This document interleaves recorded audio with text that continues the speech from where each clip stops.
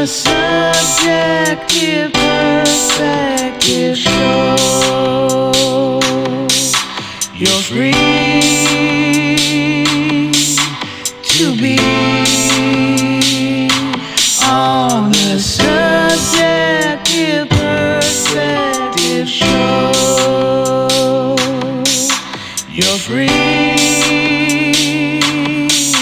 like we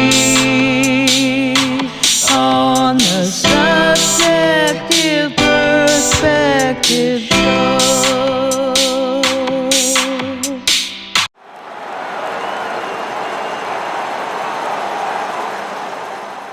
Welcome back, ladies and gentlemen. Episode 160 of the Subjective Perspective Show just happens to be our 10-year anniversary as well. So we are really excited to bring you an incredible friend of ours here at the show. Really the reason this all happens. A brilliant individual who not only has created a pathway for us to have a show, but he created the original Bud and Roach Entertainment Network. Ladies and gentlemen, episode 160 is our brother, King Roach, coming out of NYC. You already know what time it is. So before we go in, I want to go into, before we go into convo with Brother Roach, I want to go into a song from him. The song's titled The Light, and he's going to talk a bit about it later on in the show, a bit about, what it means and ultimately what it signifies within his life. I want to put out there that we're going to have a Twitter contest as well. I'll be popping out a tweet in a moment, and we're going to have, I believe, a t-shirt giveaway, sticker giveaway, and all that fun stuff. So get over to our Twitter account. You already know where we are. Go to beawoke.com. Just click the Twitter icon, or go to beawoke.com/TSP and click that icon for all of our social media. Link up. Stay connected. Stay linked to the Subjective Perspective and stay inspired. You know how we do it, everybody. Been doing this, ladies and gents, going on 10 years. August 10th, 2013 was our first episode. So it's a joy to have our brother Roach on, the man who really started this whole thing back in the day. And you may notice some of our new clothing we have up on Spreadshirt.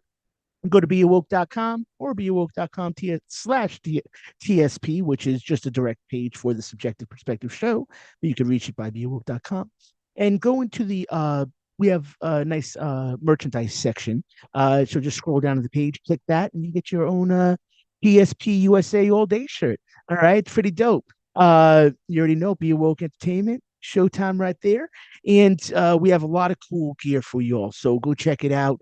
Represent the best interest of you in terms of what you're sporting, because we're not looking for any monetary gain from anybody. We don't want your money. The only thing we want to do is inspire y'all. So we hope that, if you're rocking some of our gear, that you're feeling a bit inspired while you're doing it. With that said, let's get on to episode 160 of TSPS. This is The Light. King Roach. We'll be back momentarily with our featured guest, the one and only Roach.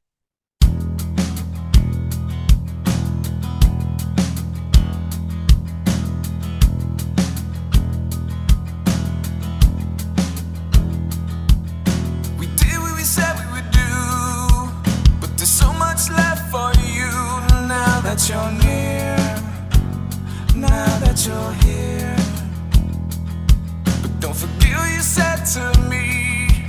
We know what it was meant to be, and since you returned, it's been the world in the palm of your hands.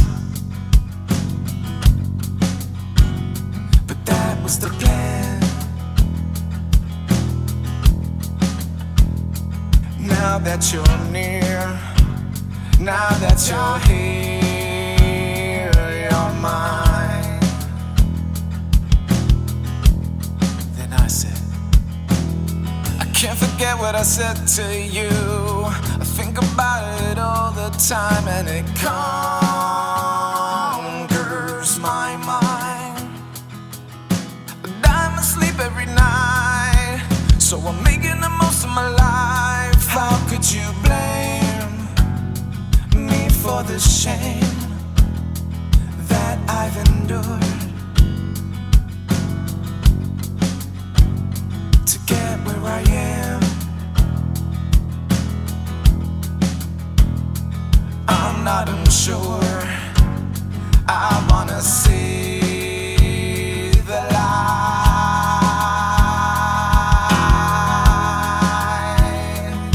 Oh,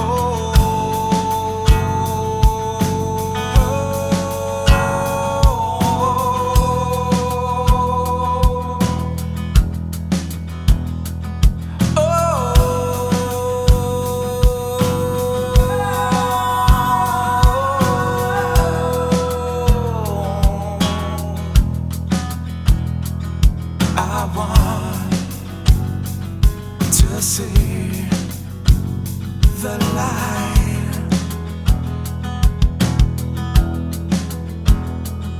I want to see the light.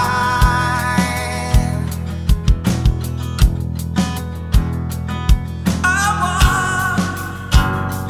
to see the light.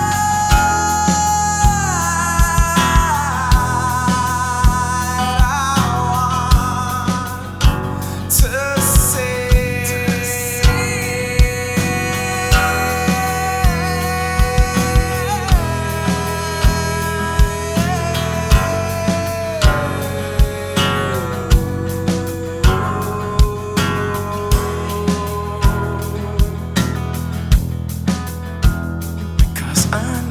because I need to see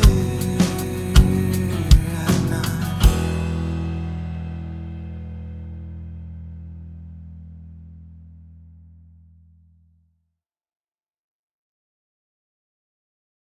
All right, now, ladies and gentlemen, you see, we got the king himself, King Roach, with us, episode 160 of the Subjective Perspective Show. Previously on the Bud and Roach Entertainment Network for the last bunch of years, you already know, on Be Awoke Entertainment. And 10 this is where years. it all started, 10 years, baby. All started with my man right here, Roach. And we just come out of Everybody the Light. And that was by my brother, the Roach right here, King Roach. Please refer to him as. And Roachy, my boy, this is the 10-year anniversary of a show that really was, a brainchild based upon what you created, what you and Zoe created, brother, with the Bud and Roach Entertainment Network. So I just want to say I love you forever for that, brother. You guys affected our life in the most beautiful way, the most positive way. And I tell you, kid, we got a lot to talk about this episode of what your brainchild did to my life, because for 10 years, I've been on air, brother. And, we've been on air for a while with each other. And then for the last, since 2017 with Be Awoke Entertainment, that's going on 6 years or something like that, kiddo. Crazy. So, dang, nabbit, brother. Yo, Roachy, brother, first off, how you doing, kid? I feel amazing, bro. And like I said to my wife yesterday night, I said, man, did you get a glimpse of that phone call I just had with Nick? Because the energy, bro, it's never left. It never Yo, left. And big you shout out you to the still the wife, man, to the bro. familia, dog. Thank you, brother, for that. Big shout out to the family. And yo, man, you know how we do it, kid. Growing up where we grew up, during the time period we grew up in New Yeah. York, brother, there was something called ambition that we had instilled in us. Something where we had that thing called the hustle instilled in us, right? Where you were on that grind. So we're going to talk about that too, because you still grinding, my boy. I don't Killing think it. I don't think we fully, and I guess myself primarily, I don't think I fully understood the magnitude of what we was doing before.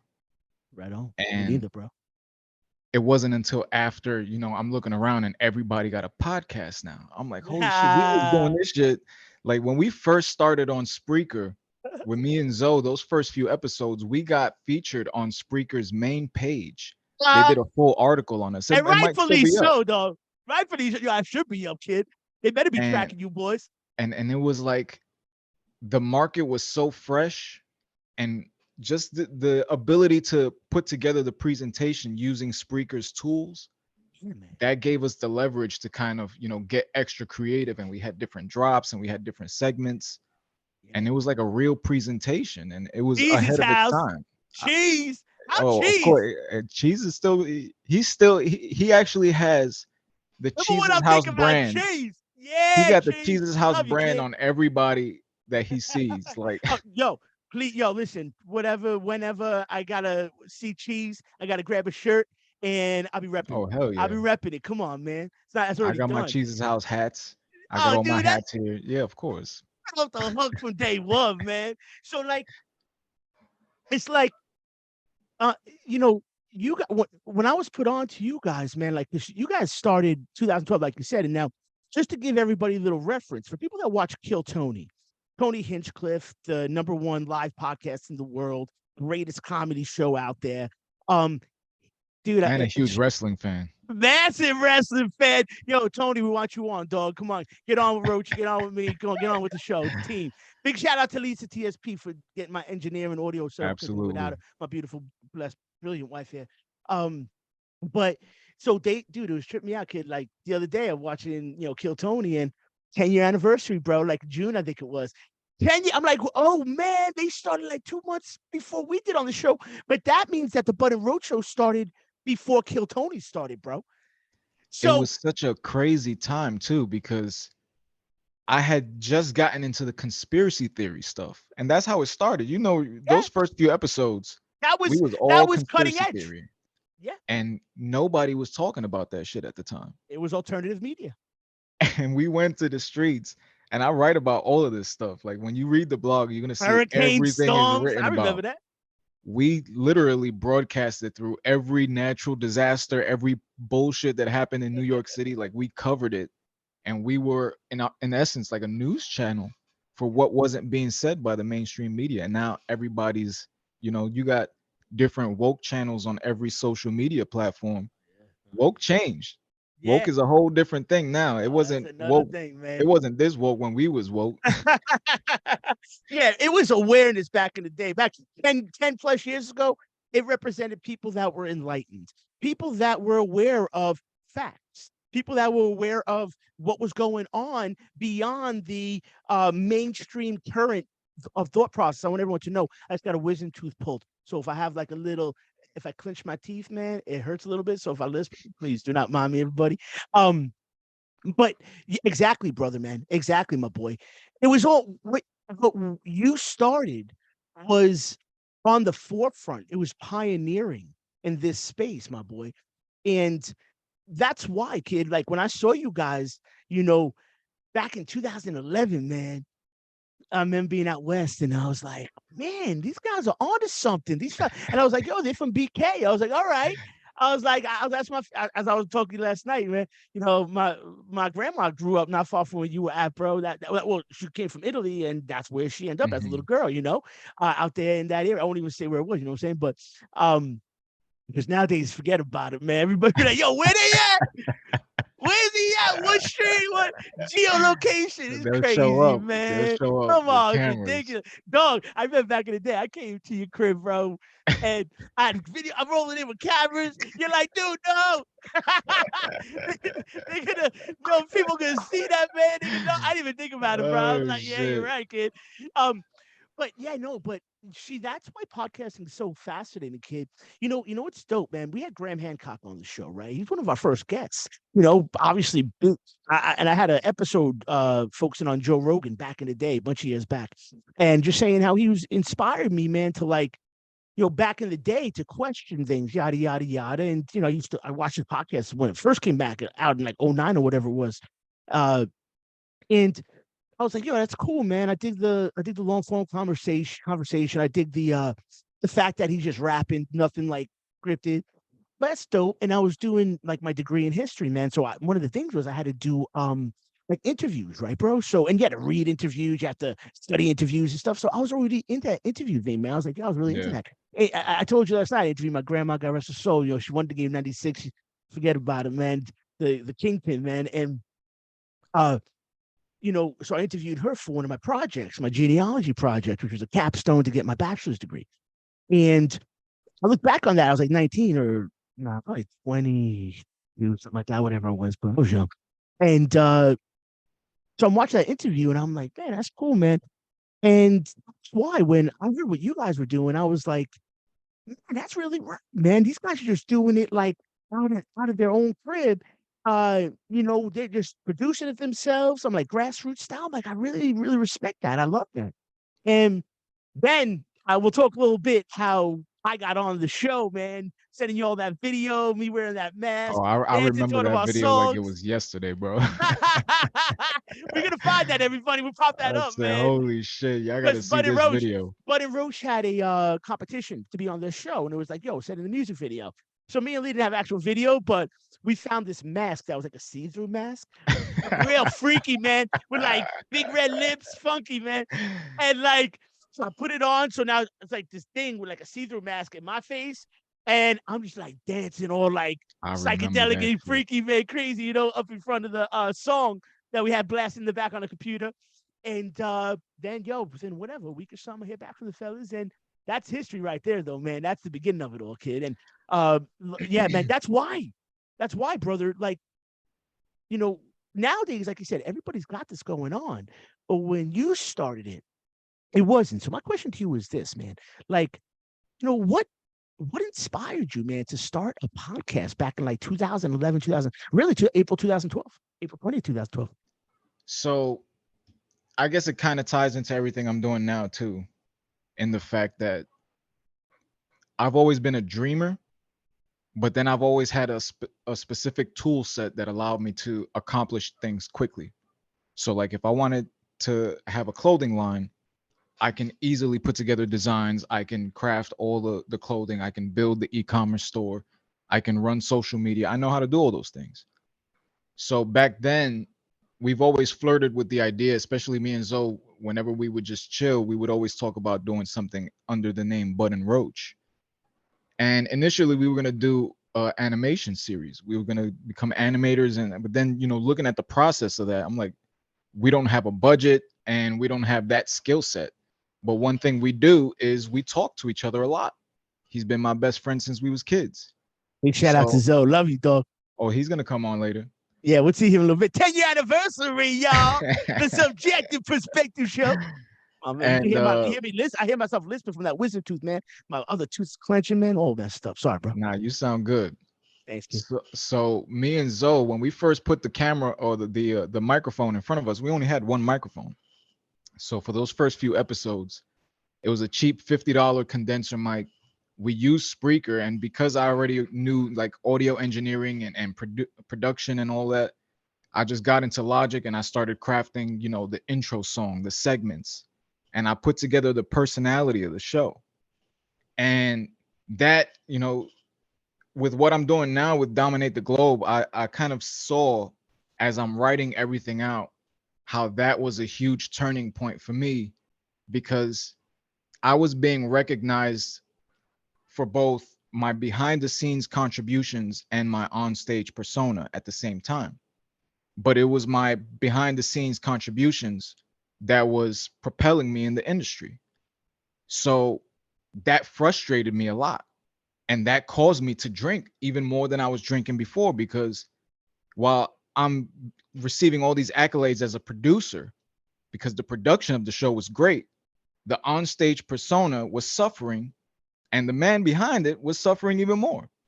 Trying to deal with that stress at an early age, because you were like 25, 26, 27. Yeah, I had just gotten married. I was 25, I believe. And I've been chasing this thing for so long. And again, when you drink all the time, and I was drinking every day, you don't allow yourself time to receive clarity, to receive information. You're always thinking it's coming from you. And I lacked empathy. I couldn't put myself in anybody's shoes. It was all about me. That happens to every one of us who have a drink, because at that point, forget about it, bro. It's like we already know when you get inebriated, your logic goes out the door, all that stuff, man. So yeah, brother, I understand that, my boy. And that's why we're gonna talk about your sobriety as we're getting in there. And it's been 13 years for me, man, since I had a drink, dog. So big shout out to all you out there that just realize, yo, man, Life is way better without it. I make 500 days tomorrow. Yeah, Tomorrow. kid. At Crazy. 500-day anniversary, 10-year anniversary. Crazy. No, man, proud of you, kid. Proud of you, boy. It was See, rough. that's called success, dog. That's called seeing God, man. Call what you want, brother. Because those that are in the bottle, man, they see the devil, man. They understand what that is. They Oh, understand the vice. they do. They understand it, man. And those that are out of the bottle, man, they understand the clarity. As we talked about the other day, we talked about manifestation and being able to see how you could put everything together. You're like, yo, you really have control. We have control right now. The problem We're is when blessed. you drink, you manifest the wrong shit. 100%. Like you're consumed, especially me. Like naturally, I'm a dark, mysterious person, as people describe me, because I'm to myself. I'm always just You're an talking to artist. myself, You're an artist, bro. and it just gets darker the worse I get with alcohol. So if on the surface level, as a regular human being, I dress in all black. I'm always, with my hat low. That's right. That's right. The internal thoughts that happen when I'm fucked up, they take me to another dimension. No good. So I didn't recognize how bad it was until I got sober. And I got sober only because I hit the fucking bottom harder than I hit the bottom before. Like I was at a point where I had things to be grateful for and I couldn't find myself any gratitude. I was just miserable. I was a miserable fuck. And I blamed everybody around me for that misery, not realizing that it was internal. It even goes back to when I was a kid. In writing this blog out, I've kind of seen a pattern of me overcompensating for feeling invisible. That's why I even named myself King Roach. It couldn't just be Roach. I had to be King Roach. And all those subtle things that I did throughout my life, they kind of came to, you see things differently when it's on paper. I'm looking at this blog and I'm seeing a True. chronological order of every fucked up thing that happened to me, and I'm realizing, wow, this started with a drink. This one started with a drink. This shit started with a drink too. And once I started seeing that, I'm like, wow. So it really was. And the worst part about it was, it got to a point for me where my onstage persona felt that it can only survive if I was drunk. So I had to be drunk to play a show. I had to be drunk to do a podcast. I had to be drunk to do anything entertainment related, because I wasn't comfortable or confident enough in myself being sober and being entertaining to people. I just saw a boring guy. That's right. That's right. And just want to interject, brother. That's the idea for everybody who, is dealing with, some kind of addiction, or, drinking way too much, or whatever it may be too much, man. You start to become, what it is that you're doing. And you don't realize that you've changed because it's such a subtle change daily. And you also realize that, gosh, there's a little confliction, because your art, or whether it's art, whether it's real estate, whether it's just, having a relationship, whatever it is that you want to do, you may have started that with drinking, or with whatever it is that you're doing, and you feel as though, gosh, you can't do without it. But the truth is that you're way better without it, and that's where, Roach, I want to hear that, brother, man. So continue. I didn't mean to throw it off. Take you off from that. I didn't realize that I was even going to do the blog. When I first got sober, my first thought was get through the next day. And I had reached points throughout that first month, I would say, where shit got so bad for me mentally that I was afraid something was going to happen to me physically.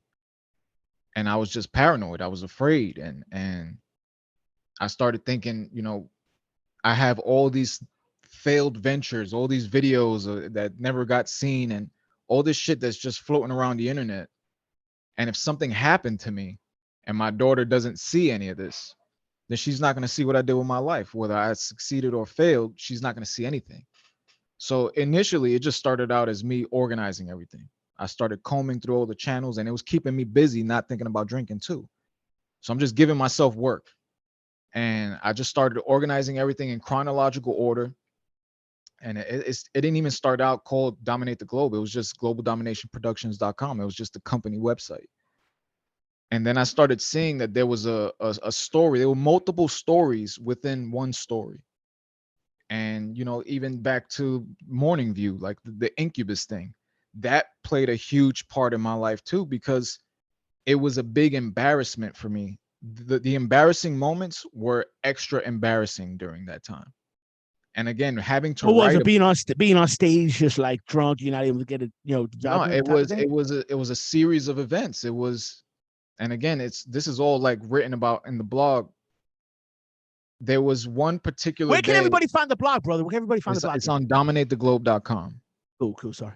And there was just one particular day. We, when we first started Morning View, we were hot, especially in the tribute band scene in Long Island. You know how it is. No doubt. You got sounding crazy, bro. You sound So, amazing, kid. and we literally jumped into like a headlining slot. So everywhere we went, we was just, bringing more bands to want to play with us, and we were doing these huge tribute nights. So I was always drunk, of course. I would always have drinks before I went on stage, while I'm on stage, after the show. Forget about it. You in New York too. Main Street and Patriotism, man, is all they got is bars down there. Forget about it, bro. And then on top of that, like, you're in the Long Island music scene. It's not every day you see a Puerto Rican from the project singing Incubus.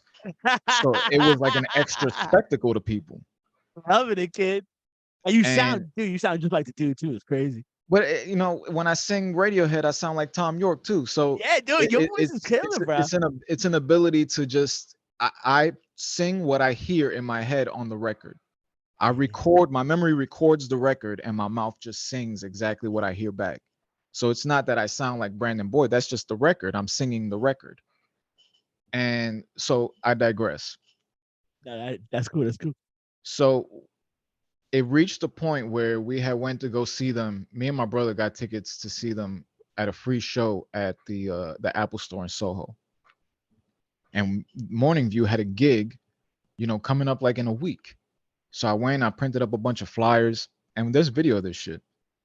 I went to the line, and before we got to the line, me and my brother went across the street. We had a couple of drinks. Shout out the Angel. So, shout out to my brother. The Angel, no doubt. What you want, boy? So we went across the street. We started giving out the flyer. Some people was crumbling it up and all that shit. We ended up at a spot where it was right next to the entrance to the Apple Store, and then the black cars pulled up, and Incubus, they got out the car and they walked in. I handed them flyers. So I'm going crazy. All this shit is on video.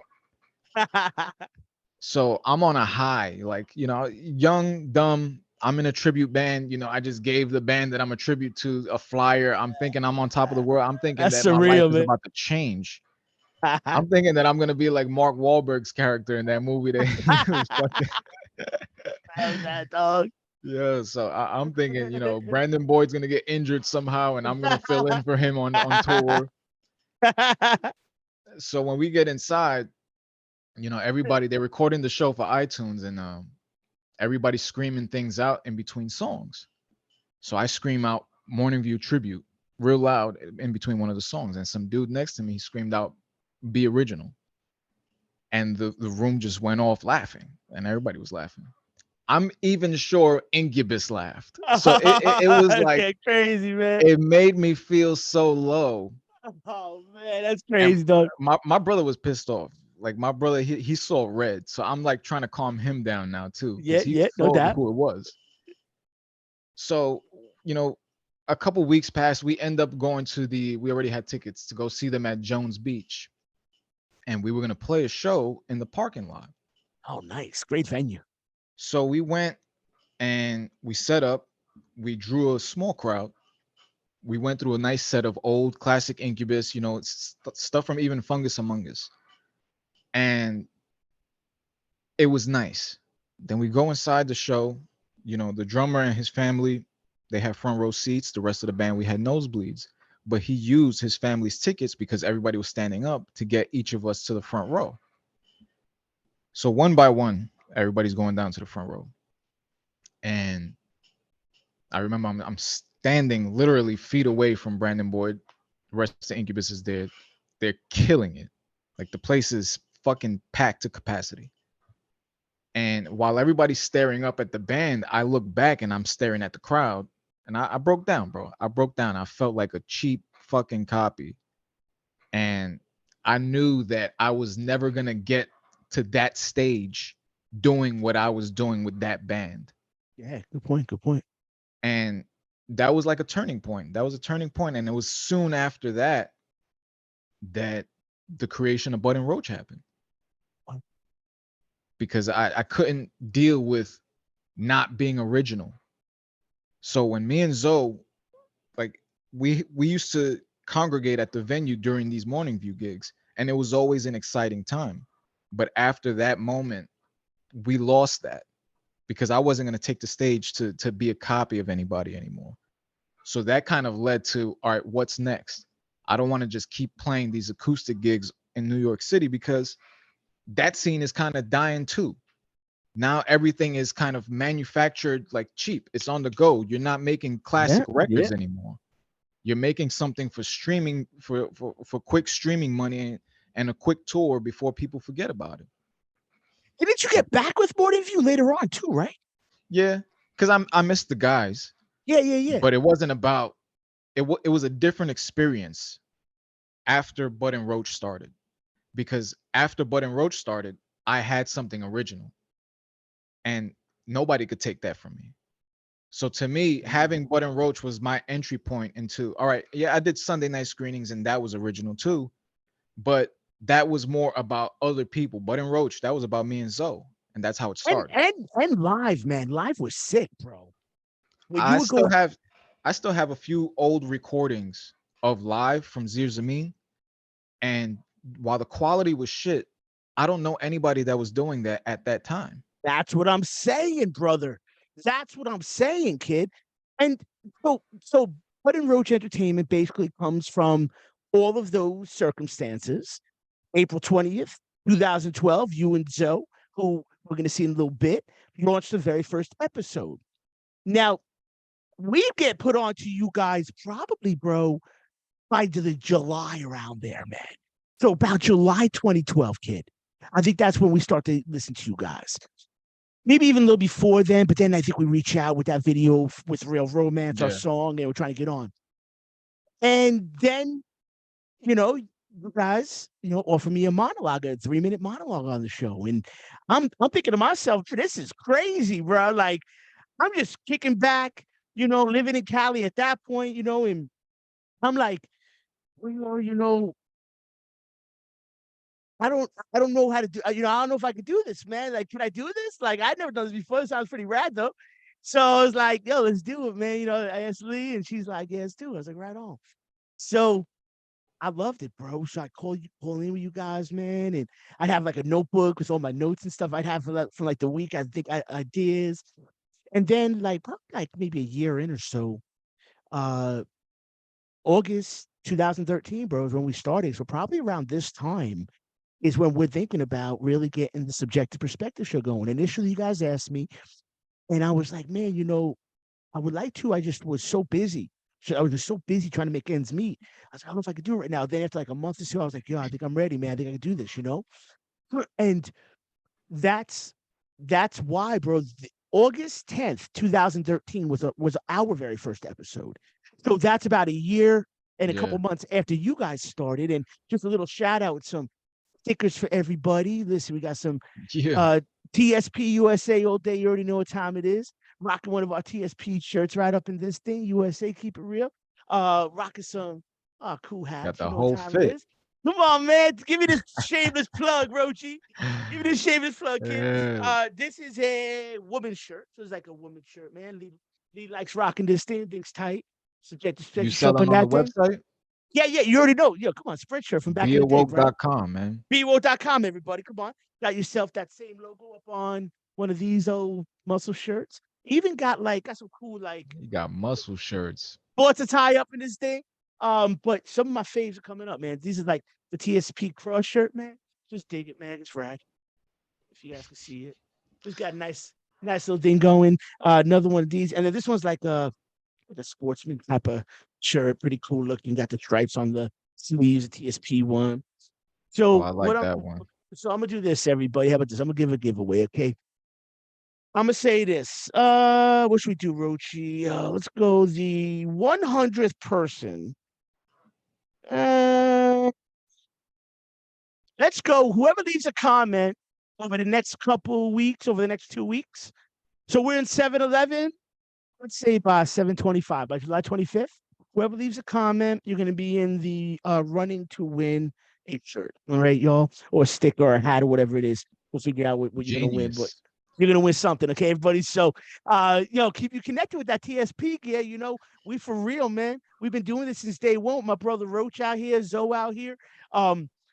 Feeling good too. And you know what it is, Roach? You know what I got? I really loved you guys, man, from the get is being from NY, man, I lived out in the boogie down, off the six, by Soundview, but off the Pelham Bay area, man, and grew up my whole life. I told you my family started Yeah. back in Bed-Stuy back in the day, and growing up skating all through that city, Rochi, man, why I started now, you know what I'm saying, from back there. So it was just like a train ride in, man. We taking trains all the time into NY. So we saw Times Square back in the day before, we used to take trains in with man, some of my old friends growing up. Shout out Alex Heineman. Didn't think he'd be getting a shout out today, but this kid done such big things, man. He's a movie producer now. Produced a movie called Project X. You ever see that movie, man? Kids that go to like a party and stuff like that. Yeah, Project. yeah. I've heard He of that. he produced that movie. He Crazy. produced a movie with Sean Penn called The Gunman. He just produced a movie Ain't with that Project X shit based on real story? yo, I could be, man. It could be, yo, man. It could be. I haven't told. Listen, we've reached out once or twice back in the day with an email. I was just saying, I'm very impressed, man. Because I haven't seen him since high school, man. But he was actually my best friend growing up in high school, man. One of my best friends. He grew up skating. He was the first dude I ever skated with, man. First cat I ever skated with for years, man. He knows what time it is with that, man. I got old video of him, man, killing it. So, Alex, you want that video? Give me a jingle, bro. I got that for you, kid. Come on. It's Nicky Boy coming out for NY, man. You know what time it is, brother. Got that energy like Rochi says. And Rochi, man, any kids that you ever meet me back in the day will just say, yeah, he got that energy, man. You've always had that energy, that It's energy just what though. it is, man. I got that wisdom tooth right now, man. So I'm talking like I can't clench my whole teeth, bro. Long story, everybody. I won't show you the molar right now if there's a hole in there. It's crazy. So But I'll I just say love that this. you guys were real too, bro, from the get, man. Because I know how it could be out there, man. Some people may put on more of a facade. Some people may be more plastic, whatever. But you guys were real, man, and you guys were like my type of people, man. So that's why I was like, man, these guys are just easy, just easy. See, You know what I'm saying? the trick was, and again, these are things that I identified later on after I got sober because I had to relive everything without the crutch of alcohol too. So it's not like I could just drink and then see everything. I'm doing this shit stone sober. So I'm looking back and I'm seeing the instant conflict. And it wasn't just with you or Zoe or like the other people that were involved. I loved you every second, boy. I know you would go It back it with was it was the producer in me versus the entertainer. And the I producer absolutely knew understand. what was good for the production. The entertainer wanted more spotlight. So while I'm sober, I wake up in the morning, I'm having a cup of coffee, I'm doing all the producer stuff. Then afternoon comes, I start drinking only entertainer now. So the entertainer at night is doing a lot of damage that the producer has to do damage Wow, control on the next day. interesting analogy. I like that. Very And interesting. it was happening every single day. So the more, even when I got to Perfect Storm, I didn't get to Perfect Storm as an artist. I got there as a graphics guy. Well, you're amazing at that, bro. So Yeah, I, that's I another just that's another thing that you did from the gates was I was like, this guy knows what he's doing with graphic design. I was like, this guy. I was like, back in 2012 when nobody was doing. I was like, this guy is putting together stuff that is sharp, that is engaging. I was like, I didn't mean to cut you off, but I just want to say, not all yeah, good. another big thing you do, bro. We'll And, talk about and Perfect Storm too. Big shout out, Perfect Storm. of course, perfectstorm.com.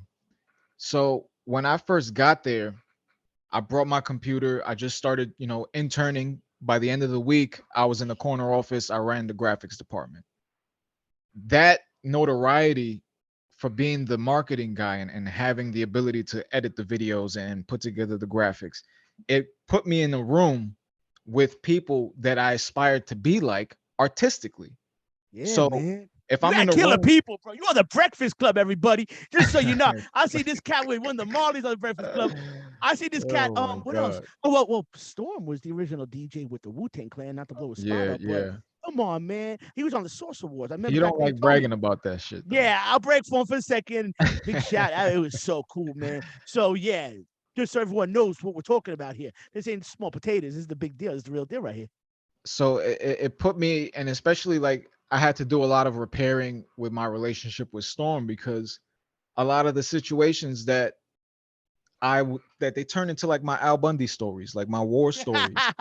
Yeah, how funny stories. I like I, that. I Yeah, yeah. hated that shit. I hated that I had these stories that I would tell people at the bar as to why I didn't make it. Yeah, could have been that football player. Instead, you doing the shoe salesman. Not wrong with the shoe salesman, but that's the Al Bundy story. If everyone Yeah, knows that's about the her Al children. Bundy story, and I felt ashamed for a long time that I couldn't understand why everything was always fucked up for me, until I stopped drinking. I realized, oh shit, I was fucked up. That's why it was the way it was. I was fucked up, literally. And by the time I stopped drinking, my last drink was on March 1st, 2022, Nice, brother. and I was doing 2 6-packs a day, easy, every day. And that's not counting like the shots, because now you go to the deli, they got shots on the Yeah, counter yeah. for $1.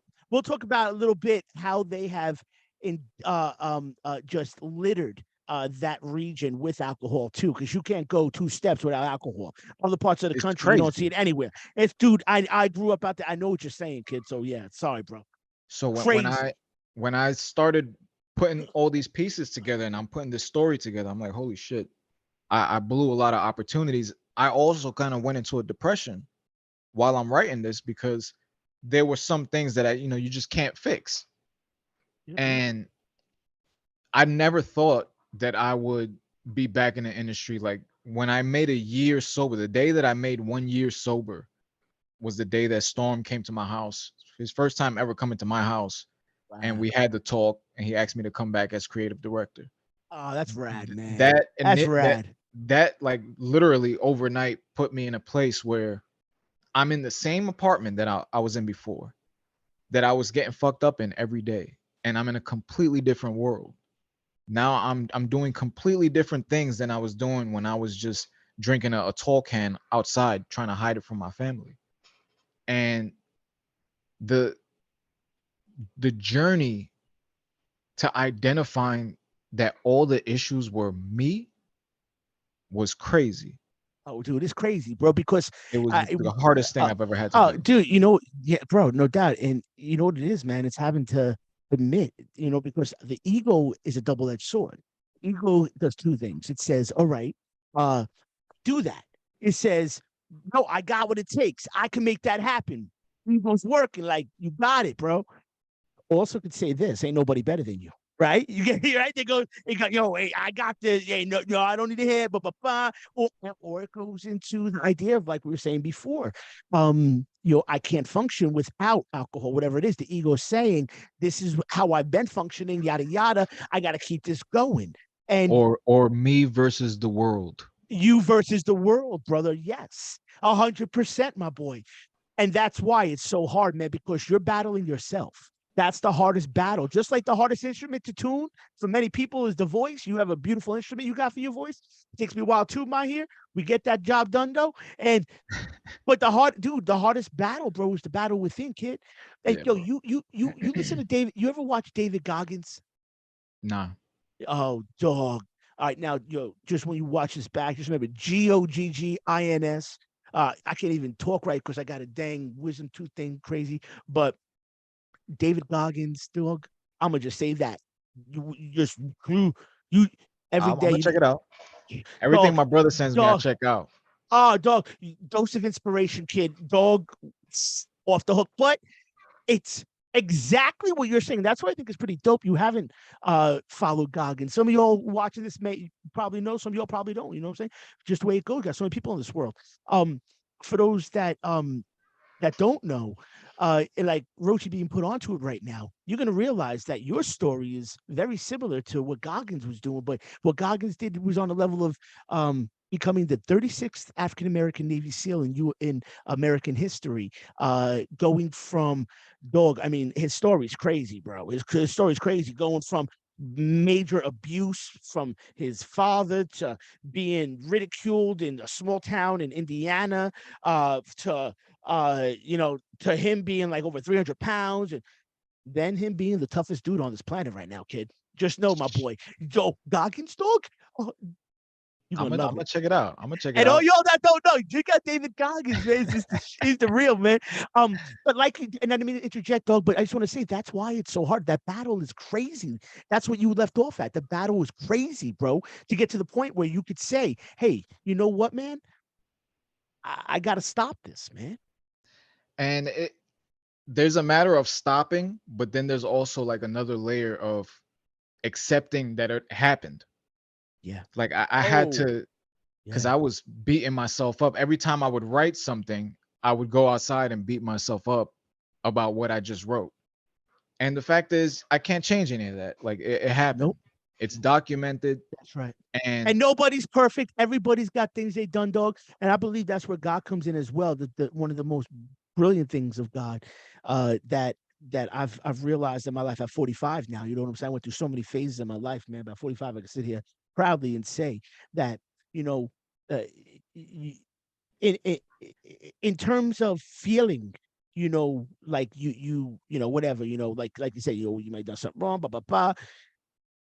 You're forgiven in the eyes of God, bro. You know what I'm saying? It's sort of like we all have done crazy things. Not everybody, maybe, but a lot of people done crazy things, man. A lot, or just things that would go against their moral character, whatever the magnitude of it is. And I say crazy, it could be something like, I don't know, like taking a candy bar when you're like a kid, whatever. I'm not saying you're doing crazy, but so I'll give you a perfect example. take me away. One of the things that I had to write about was something that I did back in, I believe, 2014, 2015. It was around there, which was I had made a contract with a entity, I guess you could say, and I signed my name in blood. And for a long time, I moved with this blanket idea that I was protected by something extraterrestrial, I guess, like just otherworldly. What year was this? What year was this? This was 20, I got to look at the blog, but it was like 2014, I think, Okay, okay, okay. or 2015. So, in doing all the research for like right before when we started Bud and Roach into conspiracy theories and all this stuff about making it in the entertainment industry and selling your soul, quote unquote, it's like the alcohol, it fed into that shit, Oh, especially 100%. with my background in the church, the Jehovah's Witnesses. You know, God was kind of erased for a long time when I left the church, because to me it was a pair. It was paired, God with church. And as I'm going through all these different things from when we started Bud and Roach up until now, I realized that we are souls. We don't have a soul. We are the soul. We have a body. So what happened that night, I like that. I like how you said that. while it was quote unquote magical to the believer, like I attributed different things happening to me to that one act, when in fact it was my belief in that act that manifested all of these other things. So that manifestation process, that didn't happen from me signing my name in blood. That happened from me believing that I could do something because I did this or because I did that. And once I removed that evil entity, that evil energy, and I stopped fueling it with alcohol, then I started to realize that, wait, I did all this shit. Like this entire history of everything that I did in my life before that night, it still happened, and it still led to me being who I am today. That one night, while it was so magical to me for years, because I fueled it with alcohol, because every time I got drunk, I felt like I was gonna make it. I was gonna do this, and I was gonna take charge, and I was doing a bunch of bullshit, bro, because there was no pinpoint accuracy as to where I was going. Mm-hmm. I was just making a lot of blanket statements. I'm gonna Yeah. make it. Yeah. I'm gonna take over. Those are things that don't have meaning. That shit don't mean anything because The there's no goal illusion, attached to that. that false sense of reality, the illusion that it Yeah, creates. you just want to feel like you're working. And I see a lot of people, especially now that I'm sober, I see everybody and what they're doing around me. And I don't say anything. It's not my place to say anything. But I I hear watch. you, bro. I I hear you, watch. bro. It's a wisdom. That's called wisdom, dog. See, it's a they say knowledge is power, right, kid? So you're seeing things that people aren't seeing, bro. You've always done that, and you're able to navigate this reality now. Actually, a, a step above some cats who don't are doing the wrong thing, but we try to bring them and let them see. But obviously, you know how it is, bro. A million people could have tried to help you back in the day and say, no, no, no, bop, bop, bop. But until you saw it, it was like, you know what I'm saying, brother? And you can't be told this stuff. It's like that's why, in the Matrix, they had to bring Neo in so he could see it for himself. Yeah, man. Yeah, bro. And That's then right, dog. when he coughed up the pill, he said, "Oh, I can't go back, can I?" He said, "No, but if you could, would you want to go back? You can't unsee this shit." That's life. That's what changes us, boy. That's what makes us grow, dog. And that's why we all have a unique filter. We all have a unique way that we've seen this world, that we've been conditioned by the way we've been raised as children, by education, by society, by television, by whatever it is. We're like pieces of clay being conditioned, brother. And that filter plays out in our life. And there's millions of people that are like us that have seen both sides where you're taken by the that that the negative aspects, El and then we Diablo. yeah, exactly. I was gonna say, bro, El Diablo, no El doubt, brother. Diablo. I was gonna say the devil, bro. True that. And then realizing that there's something to that notion of God, man, and like I believe that all of these religions, whatever it is, it's all an avenue to get to that source, to get to that, to reach that, to channel that beauty, because that's really where the magic's happening, bro. I can tell you, man, in my life, um, there's that. You ever hear the old?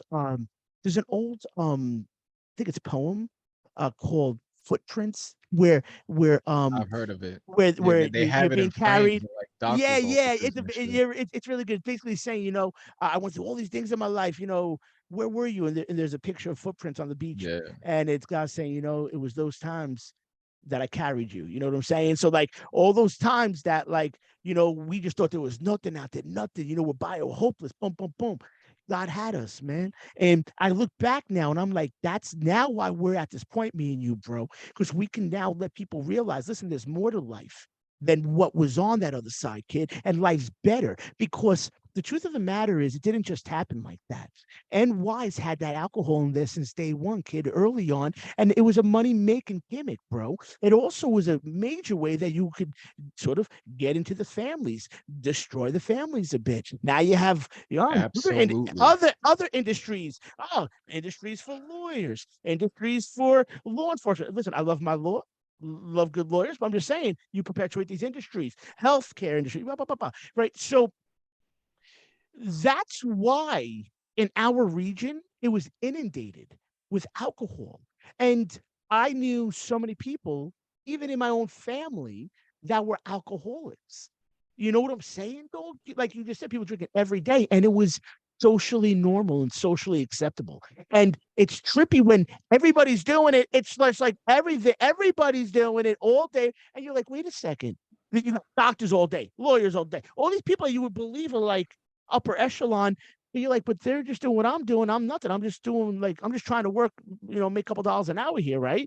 But we all on the same plane. And that's where I realized there's more to life than money. It has to do with what you said, brother. That spiritual battle, that soul, man. We elevate our vibration, bro. Sort of like how we are able to reinvent these computers and update them and all that stuff. The better version of the computer. Because people, there's people at the top that know this. That's why there's all these things in place so that you don't vibrate high, so that you always consuming media. It's gotten to the point where all the junk food, all the junk. how many long form podcasts do you think would actually make it in today's market? It's not that many, because most people are just scrollers. They microseconds are spent on a post before they go to the next one. So now everything is being so condensed that you have no choice but to kind of dumb down your product, or just make no sense to anybody in the world. And anything that you do, it's not going to resonate with a community that's not willing to accept it. So if we did today what we were doing in 2012, it's not going to fly with people. It's not going to make any noise. It happened for that time. Yeah, man. We did a lot of crazy good stuff on that. Well, everybody go over. Can everybody find being show over on Global Domination? DominateTheGlobe.com has everything. If you go every episode that we have, long format, it's all hosted there. Yeah, yo, it's good, everybody, man. It's going back in the day, back when internet was still Wild Wild West. Back when it was the Wild Wild West on that internet. Yeah, we still had. There was still a level of. It's like a new car smell. When you walked into the podcasting studio, you knew you were about to do something that was fresh. Yeah. Dog, we were booking and we were doing it live. Dude, live, kid. We were booking. I remember this is the 10th year anniversary episode here with my boy Roach, who started me on this thing. We were booking guests like crazy, dog. We had mega guests on, bro. Some of the top people on the planet, and it's because it all fell, like you said, at the time it did, and people were put on. They were like, "Yo, these guys are good." Like Graham Hancock, for instance, he was on Joe Rogan's show. I think the next day or 2 days later, he's on our show. We're talking about Joe on our show, on TSP, on BNR back in the day, bro. Come on, dog. Back in the day when it first started, kid. And the thing is, you know why it's meant to be, Roach? It's because we're still doing it, brother. It's because this is a labor of love. We're artists, dude. And we love what we do. We love what we do, bro. It's what we do. It's beyond love. It's what we do. It comes out of us. Going back to back in the day with like Sunday night screenings. Yeah, that was dope, man. I never really made money with Sunday night screenings. That was just a labor of love, my gift to the entertainment industry, trying to get people together and shit like that. And we did it for a long time at Gizzy's. Gizzy's shut down. We ended up moving it to Lantern Hall. Lantern Hall shut down. And after I started Dominate the Globe, I started realizing that there were a lot of different metaverses coming out that allowed for interactivity just between different users in a different way. And I didn't have, I still don't, I don't have it in me anymore to go and host like a big venue with a bunch of people. I can't do that anymore because I don't have the alcohol. I hear you. Right before I would do Sunday night screenings, I'll take 3 shots. So I'm the center of attention. Once you're on that stage and you feel everybody electrify you when you're not on alcohol, you're going to be addicted. You're going to be addicted. I know. But you got it, bro. You could do it still. Music, speaking engagements, shit like that, easy. Having to talk to people on a one-on-one, like work a room. Yeah. It's uncomfortable for me. I understand. So it's crazy. When me and Zoe was doing Good Morning Bushwick, they had this event. That was fat. That it was called All the Way Live. And I showed up early. Me and Zoe, we were sitting by the bar, and this guy was giving a speech about this metaverse called Crypto Voxels. This was years ago.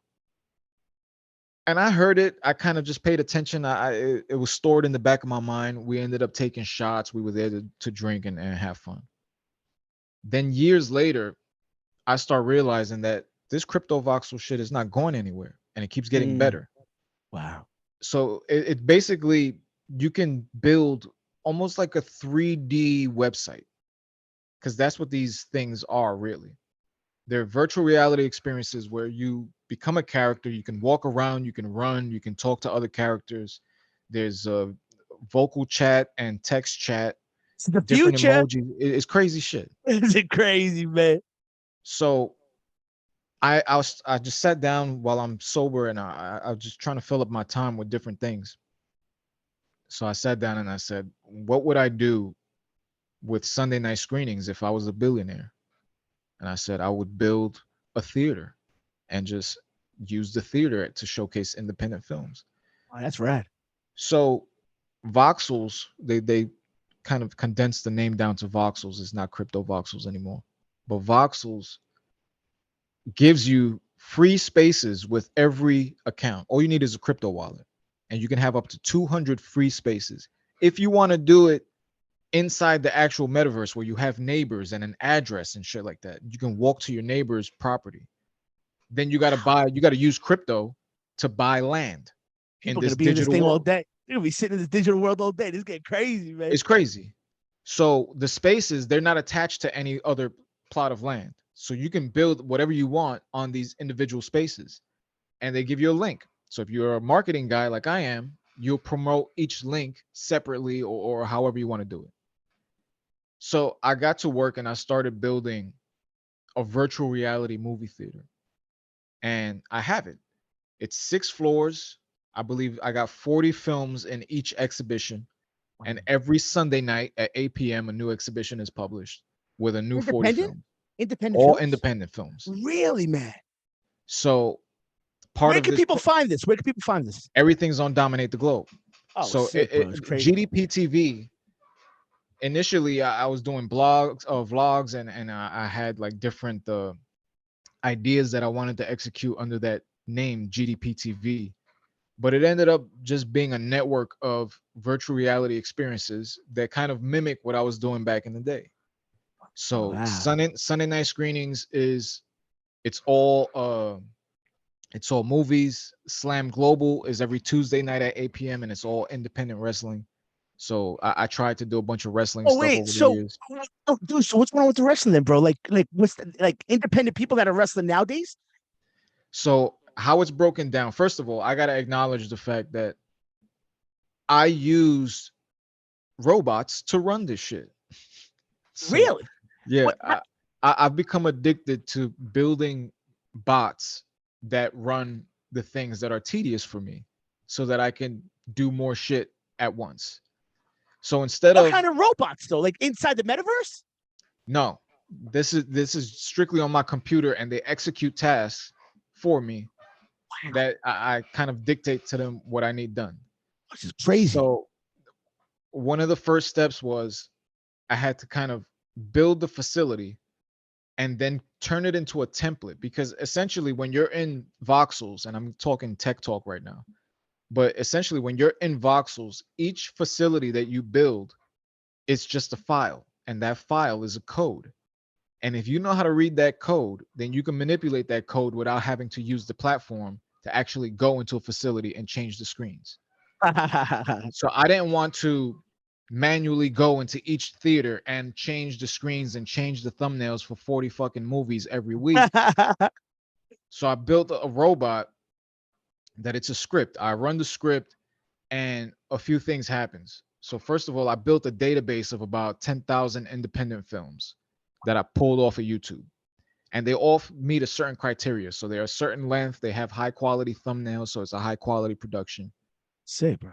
So I have all of this stuff in a database, and then I execute a script that pulls from that database and replaces the values inside the template file that I'm going to upload to voxels. So I can print a new exhibition for Sunday night screenings for Slam Global in about 10 seconds, as opposed to the 2 hours that it would take me back in Wow. the day. So because of that, I was able to start mass producing these VR exhibitions. So my only job is to keep growing the database, because the codes kind of do all the work for me. That's So crazy. so I have Sunday night screenings every Sunday 8 p.m. Eastern, Slam Global every Tuesday 8 p.m. Eastern, and She Loves Battle Rap, which is Thursdays 8 p.m. Eastern. Now, She Loves Battle Rap, brother. Is that women freestyling? That's freestyle battles. And one of the things that you remember Nicole, right? Oh man, bro, one of the dopest freestyles was off of her page, Noe TV, bro. Yeah, It, yeah. it was like these 4 or 5 guys, man, I and know exactly which one you're talking about. bro, this little bald dude, and then one of the lines was like, "I'm Tahino" or something like that, man. Oh man, Yeah, that's the and he was like, exact video. he's hitting his chest. The cat that's hitting his chest, the dude that's hitting his Yeah, chest. Bro. Oh, dude, that was crazy. Dude, yo, man. is that freestyle anywhere on the internet? So it's still on her page, of course, Is her and page still up? her page is still active. So Okay, and that's notv.com. no, for her YouTube channel, I'll send you a link, but it's All right, Skits cool. No, Okay, cool. SKITZNOE. And God rest her soul too, man. And when she passed, that was again, I had to write about that, and that shit, it took me to a dark place mentally. Oh, no. And there was just one Tragedy. day, I still have the gifts that I still have her She's a camera, she's the a camera wonderful that she person. used, the camera that she used to make those videos that we're talking The about. brilliant It's in my person, man. bedroom. Ah, So, so I have God all rest the his soul, stuff brother. that she gave me still. And when she passed, see, I lost my train of thought thinking about her. No. That's crazy. We were talking about that's my fault, kid. We were talking about the hip hop, the rap, Oh, all right, the all right. So we're talking freestylers, man. about, Freestyle, killing it. as I'm writing about her passing, and I'm going through all of this emotional shit because I was here like sobbing and some days like Brenda saw me sobbing over here, like writing about this shit. I was randomly on Facebook and I was on her page, and you know how when you pass, they turn your page into like a memorial page so people can still go and see the old stuff. And while I'm on the page, someone had posted same time that I was there. They posted and they were crying out for Nicole and going through the same thing that I was going through in that moment. So I reached out to them and it ended up being Nicole's mentee, somebody that she was mentoring in industry stuff like video production and all that shit back in the day. So we started talking and we started swapping Nicole stories and just kind of getting over that emotional distressful moment that we were in.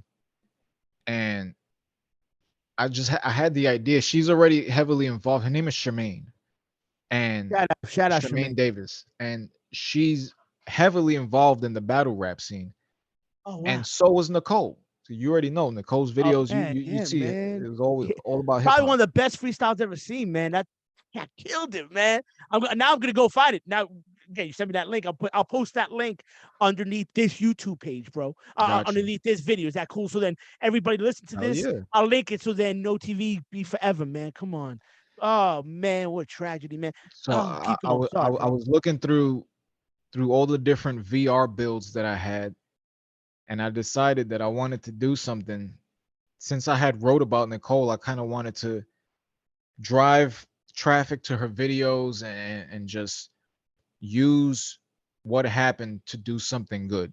Like I was just trying anything to do something good because I fucked up a lot in that situation. I was an alcoholic throughout that entire time. So I didn't have the best judgment for myself, for her, for anybody 100%. that was involved 100%. in just the dream chasing, and I didn't put respect on it as much as I should have. That everybody has a dream. These are real people. Again, when you're an alcoholic, it's all about you. That's right. So as I'm going through all these VR experiences, I start putting together one that essentially it was just a database of rap battles, the same way that Slam Global has over 100 independent wrestling promotions put into a database. This one has a bunch of different rap battle promotions put into a database the same way. So if you go into the facility, this one is about 8 floors, there's 7 floors and a penthouse. The top 2 floors are a tribute to Nicole. So there's a couple of photo galleries that you could walk into. There's a room that features all of her No TV episodes. There's a red carpet with her Man, I step and can't wait to repeat. check this out later, man. I'm stoked, bro. I'll send you everything. So if you click on any of the merchandise and purchase merchandise directly from the VR, then all proceeds go to the American Cancer Society. We did that, I believe, through Bonfire. That was the merchandisers that we use, Yeah, I heard Bonfire. bonfire. I heard bonfire. I heard them. So that was just that check gets directly cut to the American Cancer Society. So we never see any money. This is just I'm putting out new content every week to keep Nicole's Wow. memory alive, to Wow. keep people in the battle rap industry entertained, and just trying to connect people and just bring people together. I'm not as social as I was before, and most days I just want to be home with my family. Like That's I it. play Yo, I play I VR feel that, golf. dog. Yeah, bro. That's Like what it is, kid. I got my Oculus headset. I play golf. I eat That's ice fat. cream and watch Seinfeld. Like I Hey, just that work sounds and I want right. to be left alone. That's a good day, baby. I like that. I'm with that, kid. So my way of contributing to all these different industries that I've tried to break into before and failing, and this is just doing these experiences. And to me, because I've been able to put together these codes that help me kind of mass produce them, there's no limit to how many I can do. So I've been pretty consistent. Now, if you go every Sunday night, you're gonna get a new exhibition. You go every Tuesday night, you're gonna get a new one. And I've been heavily into like Discord. There's an app called Discord that allows me to speak to the developers directly from crypto voxels. So I'm kind of Oh, on wow. their ass right now, trying to get them to reactivate the video playback feature on mobile, because it used to work where you can watch videos in the VR on your phone. And they said within the next 2 weeks. So I'm hoping within the next month we have full mobile capabilities. You can tour the facilities inside the Oculus. If you go in, crazy. That's a crazy experience. No, dude. To You to know what's go inside crazy? the theater, shit is crazy. I'm definitely doing it, kid. So the other day, uh, our niece has the VR head goggles, bro. First time I ever used it was like 2 weeks ago, man. Oh, big shout out. Happy 4th of July, everybody. You already know what time it is. Happy birthday, America. Come on. Gave us a shot. You know what I'm saying? The magic, man, is all in this country, baby. Entrepreneurship, the magic of the hustle. You know what I'm saying? The Hell magic that you yeah. could dream, you could turn them dreams into reality, bro. See, we know what time it is, bro. We grew up in the time we did, bro. We know what time it is, and that's what we got to make sure everybody realizes the beauty of this damn country, man. Um, and the beauty to agree to disagree. I think that's one of the biggest things too for everybody. Everybody just chill out, man. Chill out. Just And I chill. understand. Just I relax. understand. I understand the craziness. I really do. But just to say that I ain't gonna go not crazy. But happy birthday, USA. You already know. But yo, Rochi, man. So I was gonna say one thing, but I'm gonna go this way, bro. So VR with the goggles, the goggles. So tried them. They were sick, bro. I played this game where you have to like hit like these gems coming at you. I don't know if you ever played this game. It's like I it's have some that game. game. Yeah, yeah, Okay, cool. yeah. Yeah, it was crazy. I was like, this is crazy, bro. So if I have those goggles, then I can do the VR, Roach's VR. I go into voxels. Is that what it is? You can tour the facility, meaning you can walk around, you can check out like the view and everything. It works better on the experiences that I did that don't have to click anything. So like you can't watch videos. It doesn't support video playback yet. So I can do this on the computer and I can go in. Yeah, this is Oh, desktop, dope. laptop. So Good, it's like man. a video game. So I don't own the goggles, so I have to go get the goggles from our niece, man. All right, dope. So, oh, dude, I can't wait to do this, dog. And you know what's crazy, man? You know who does this, bro? Also, I heard him talk about on Kill Tony, Brian Redband, like the producer, the guy who started Joe Rogan's Yeah. show, produces Kill Tony's. He always talks about this, man. So if you ever see Brian Redband out there, man, connect to him. You know what I'm saying? Say what up. You know, let him know we out there. But He yo, was one Roach, of so the now original. He was the original producer on Rogan. yeah, DOG. Exactly. Now he's the Tiltoni fella. He's wonderful. He does great work. But yo, Brochi, man. So we talked about what led to you getting sober, kid. And many years, and you talked a little bit about the inundation of alcohol within the New York City, Long Island area, and how it takes people off their game. No good, and philosophically why that is. I'm sure we could all talk about that for another couple hours, but I don't want to go there. Let's go into now. Now that you're sober, kid, 500 days tomorrow. Massive applause, brother. That's what I'm talking about, brother. 10 years on air, 500 days sober, brother, man. You know, it's really the rest of our life. You know, it's what we do, bro. It's just the new us, bro. You know, for everybody listening in and watching this that may be on the bottle, may be addicted to something, man. What advice can you give? I know everybody's got their own way of getting there. But you know, if you can reach somebody and speak to somebody right now, you know, they're watching this and they're drunk as a skunk, or maybe they were drunk as a skunk yesterday and now they're paying for what they did last night. They don't remember what they did. What would you say to them people?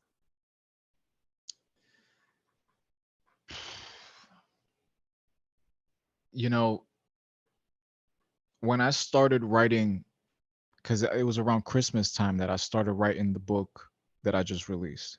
We'll talk about that soon now. And in writing this book, it was kind of like, all right, the blog is about me, the book is about you. Same principles. So the blog is a actual story that led to these realizations that I'm sharing. And I didn't understand how to deal with things like fear. I didn't understand the difference between how I dealt with pain and pleasure. I didn't understand patience. All of these things are discussed in the book, how to deal with them. But I realized that a lot of those things, instead of confronting, like I didn't feel those things because I didn't allow myself the time to feel those things. So I was, instead of dealing with all the fear that I had, I was just masking it with alcohol. The liquid courage just made me fearless. Yeah. Instead of dealing with the pain that I had, I was masking it with alcohol. I couldn't take pleasure in things anymore.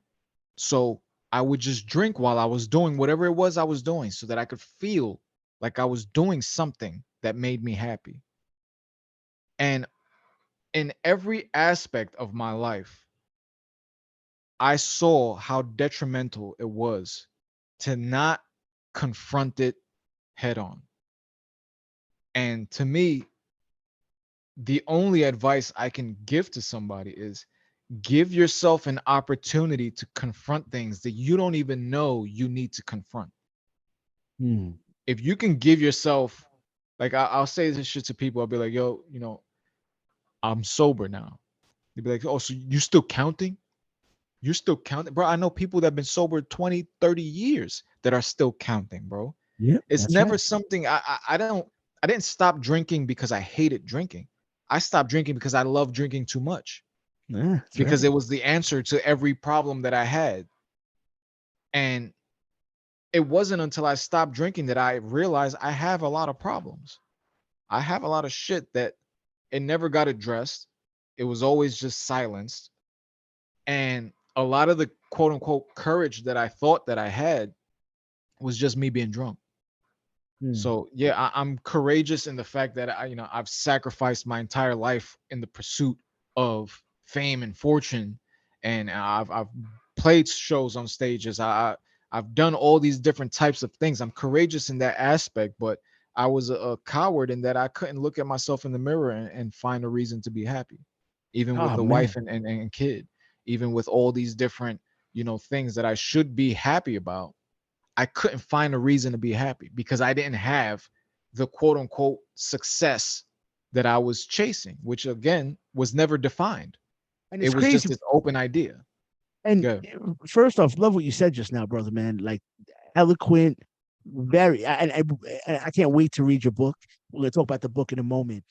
But you hit something too, man, about how people's perception of those that don't drink, how that impacts people who drink. That whole peer pressure thing, and and you all got to realize, man, that this is all a way that these mega corporations are making massive profits for many decades, as well as we just discussed. It's a great way to keep the society a bit dumbed down too, as well as to cause a bit of heartache within that household. And that's where the women's Christian temperance movement in the early 1920s, which led to prohibition, that's where that came in. I want to say, yeah, by the teens into the 20s. And that's where that came in because, they saw that early on as well. So Rochi, what's crazy, bro, is what you're dealing with and what all of us had dealt with at one point. It's what they wanted us to deal with, bro. And they want us to stay dealing with it, kid. But you cracked that code. You cracked the code. You see, you made your way through the matrix, seeing beyond the veil that they wanted put in front of you, dog. And that is something you should be so proud of, kid. And that's why every one of you listening to this or watching this, you got to realize, be proud that you're thinking of this idea of stopping right now, because there's a lot of people who may not even be at that point. It's all evolutionary process that takes time. And like Roach said, there's people still count. Like I said, 13 years I haven't had a drink. I'm super proud of it, man. And it's You like, should be. Roachy, and I was saying to Roach last night, we're talking, and I was like, he put drinks in front of me. I'm good. I ain't got no want, got no desire, because I know how good life is without it. And like Roach said, I knew that I was living an illusion of happiness and a facade of it all. And Roach, you said it, you hit the nail on the head. Fear, bro. We have to be able to first off realize that whatever we feel and perceive that, bridges we've burned, and that could be true. Bridges do burn.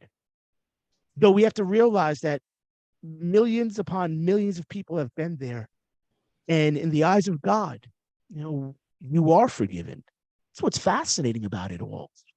When you become aware and when you ask for that forgiveness, essentially. And then I believe that's where the magic happens, brother. You go out into this world as a warrior of the good, as a warrior of God. Somebody who says, I could take on the devil straight on because I got the heart of God in me. Whatever your religion is, whatever your belief system is.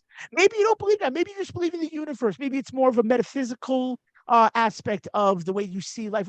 I shouldn't say metaphysical. I don't know if that really encapsulates or defines. You have more of a naturalistic, no monotheistic or polytheistic faith. It's just the idea of, we're part of the universe, blah, blah, blah. But you have a belief We all that connected. It's all the same thing. So come on, brother. As long as you keep that belief, everybody, it's the one thing that every religion has in common. One thing is faith. Every religion, even for atheists and agnostics. Well, agnostics is a little different because they're not sure. They could say that they believe there's something out there. They're just not sure. I respect it. But then I don't know. They're not too sure. And I respect it. But then you have the atheists, and they'll say, "Oh no, it's all science." I'm big into science. I'm all about science. But tell me this: the ontological argument, which is the existence of God, does God exist? Well, to make a definite point that there is no existence of God, isn't that the same thing as saying there is an existence? Don't you need some facts to prove? Don't you need some data? Let me give me some evidence. Give me evidence there's no God. Because in my life, there's been mysterious things that have happened that have brought me to places that have saved my life. And I'm like, God, right there. I soak that up. Even like the way I see it, I mean, I've taken enough psychedelics to say that there's God. There is a God. I won't get into it, but it's in the blog. That's great. Even if you look at God as an acronym, like generator, operator, destroyer, the fact that this is a continuous process just proves that there's something behind the process. Machines don't just run. They need to be plugged into something. So whatever we're plugged into, it's feeding the power that we're all getting, and we're all getting the same power. We're just doing different things with it. And the more we respect it, the more good things happen. But life isn't the universe fair. wants, but that's the whole thing. The universe wants to give us what we want. It wants to give it to us, but we have to be ready for that shit. So I've wanted things my whole life. I was never ready for that shit. Now that I'm putting myself in this place, like the last interview I did an interview last week where I was telling the host that while I'm working, I'm playing frequencies in my head. So on YouTube, I'll look up like a 369 Tesla frequency. It would just be a 9-hour loop of just meditation music, and I'm putting them on my headphones, and I'll just work, and I'm I into that feel like number nine thing. I'm into like that nine. I'm receiving information. Like people will hit me up and be like, "Yo, how the fuck you doing all this shit? How you building all these bots and doing all?" Because I'm not watching TV right now, bro. Yeah, Because I man. got a frequency blasted in my head. My eyes are closed, but I'm looking at the screen and I'm receiving Yeah. information.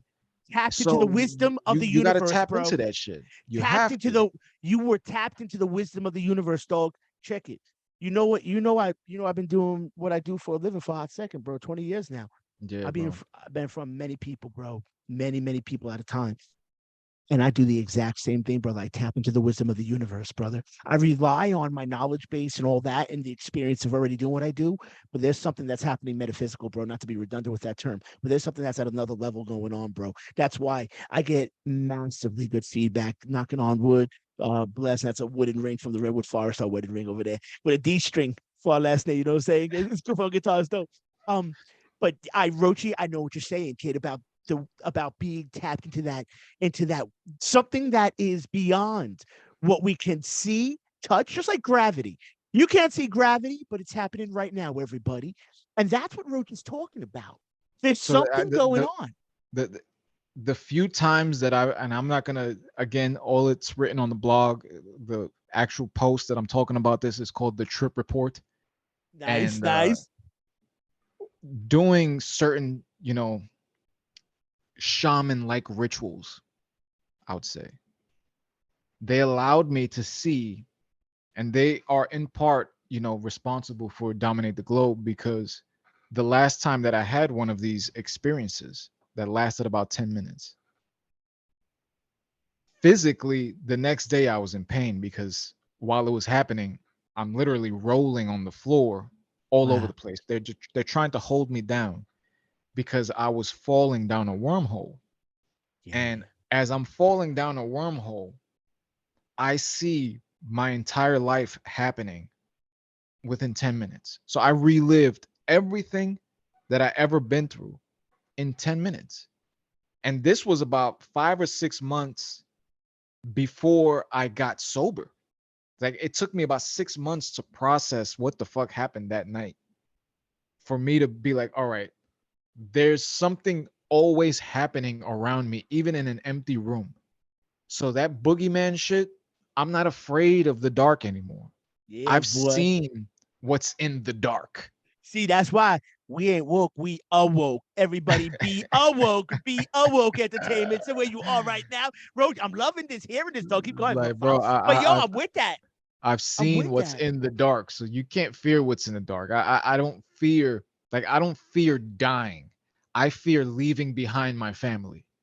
So Yeah. it's two different things. There's no Oh, physical yeah. fear of me dying because in many ways those experiences served as near death experiences. So I've Yeah. left my body, and I was telling my wife last night, while I'm here sometimes working and I have certain frequencies playing on the headphones, I would have almost like an out of body experience where I see myself sitting on this chair and I'm watching what I'm doing from outside, and I'm able to critique me as a person without being me. And that gives me an ability to be, to have a certain perspective on myself that's not self-centered. Now I'm just looking at myself as a individual. How is this individual affecting these individuals? Because everybody's connected. And Yeah, no that's doubt. something I didn't respect before. Again, when you're drinking all the time and you're the That's guy right. that everybody says, you're this guy, you're the guy that That's what they wanted. we're willing. Rochi, that's what they wanted, baby. They wanted you So not to see it, kid. And those when I say well, let's just say those that have the power to inundate a community with that. Who it is, I don't know personally. Well, I guess if you track your steps, you can figure out what it is. Now, was it bad intentioned? Was it just something that happened organically? I don't know, but they've been talking about it for over 100 years about how alcohol has been destroying families and all that kind of jazz. So just know, Rochi, brother, man, like this is, you know, you. I'd always loved you. I always loved you, bro. But you know, you're so multidimensional right now as I'm speaking to you, bro. Because what I was going to say is you washed away your ego. You could tell. You were just saying that. You just said something that made me think that. About how you there's a word you use. You didn't use ego, but whatever word you used, dog. self-centered. Self-centered, yeah, bro. Thank you, exactly, man. And I was like, yo, that's because you're not self-centered no more because you washed away your ego, bro. And that's what happens, kid. That's what happens to all of you, everybody. For you watching this that knows that, for you who doesn't realize what that means, listen, do the right thing. Be honest first with yourself. Be good people, man. And you know what that means. Don't lie, cheat, steal, hurt people, man. And if you're doing it, man, just know, you know, just turn it around, man. Because people been there before and they're going to be forgiven. Some may not be forgiven and some may have bridges burned. But I'll say this, man. You know, like you said, we're all connected. I feel like things happen for mega reasons, bro. We all come into each other's lives back in 2012 for a reason, brother. And look at us still, 2023. And it's sort of like I really do believe that you created something that was pioneering. I believe that what we've done with, you know, what you've done with Bud and Roach Entertainment, what we all done with that, then what we do with Be Awoke over here, what you do with Dominate the Globe, Perfect Storm Group. This is all big stuff, kid. This is a lot of coals in a fire. And the more coals you have in that fire, the more ability you have to make something burn really, really bright. You know what I'm saying, dog? And that's really what we're doing here. And I'm proud. I'm so proud, kid, being the 10-year anniversary that I've been partners with you. And so that I've been on, you know, that you guys guided me through this process. I didn't know what podcasting was. I didn't know how to do it, man. You showed me, brother. And sobriety, man. And that's when you were going through all that stuff that we just talked about, man. But you still made time and you still were always helpful, bro. And like I said, man, we were all younger. You in your 20s back then, man. People younger than 20s, kid. Yeah, Look I at you, was bro. We all young back then. crazy. Forget it, dude. I know how it is, kid. And that's why, brother, sobriety, which is really the focus of this, goes into your book. And I really got to talk about that book, dog, because this book is going to be insane, man, out there, and people have to read this. Can you give a title to what the book is yet, or So the you book have it is, yet? yeah, it's available on Amazon. Oh, good. It's in Send Kindle me the link. format. Send Yeah, me that link. it's I'll in pop it on. Kindle format. It's in paperback and hardcover. I'm actually almost done uploading the Audible. This has been like a Yeah, tedious that's fucking what you were doing the process. audio the other day. So are you talking the book? Nah, because I want to listen to it all the time, and I don't want to hear my own fucking voice. I hear it, man. But I am. Eventually, I'm gonna Only do on a the radio version. with some music. Only on a song on the radio, Yeah, baby. I need something like that.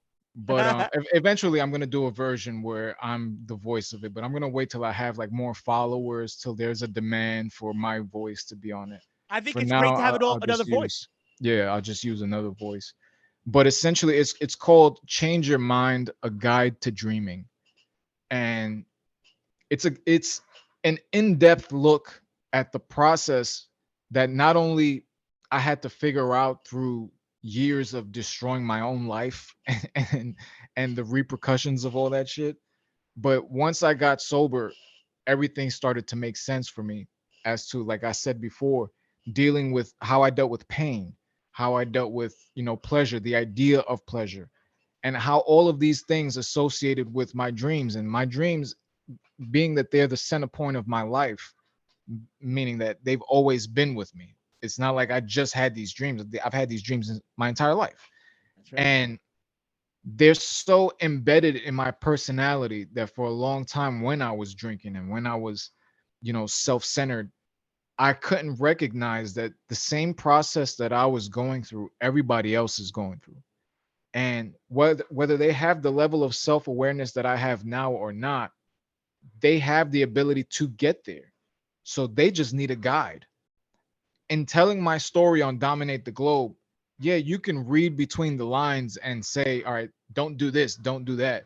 But Change Your Mind is more like a direct, like, steps to follow, really, in which if you do these things, if you really tap into the meaning of what your dream is as a human being, the dreams of others, and how everything is intertwined, everything is connected in a way that we're not going to see now.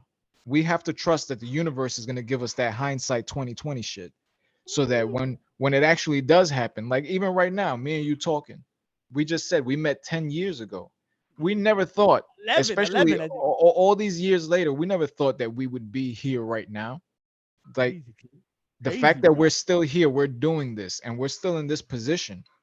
You're doing big things with public speaking. I'm doing big things with the blog.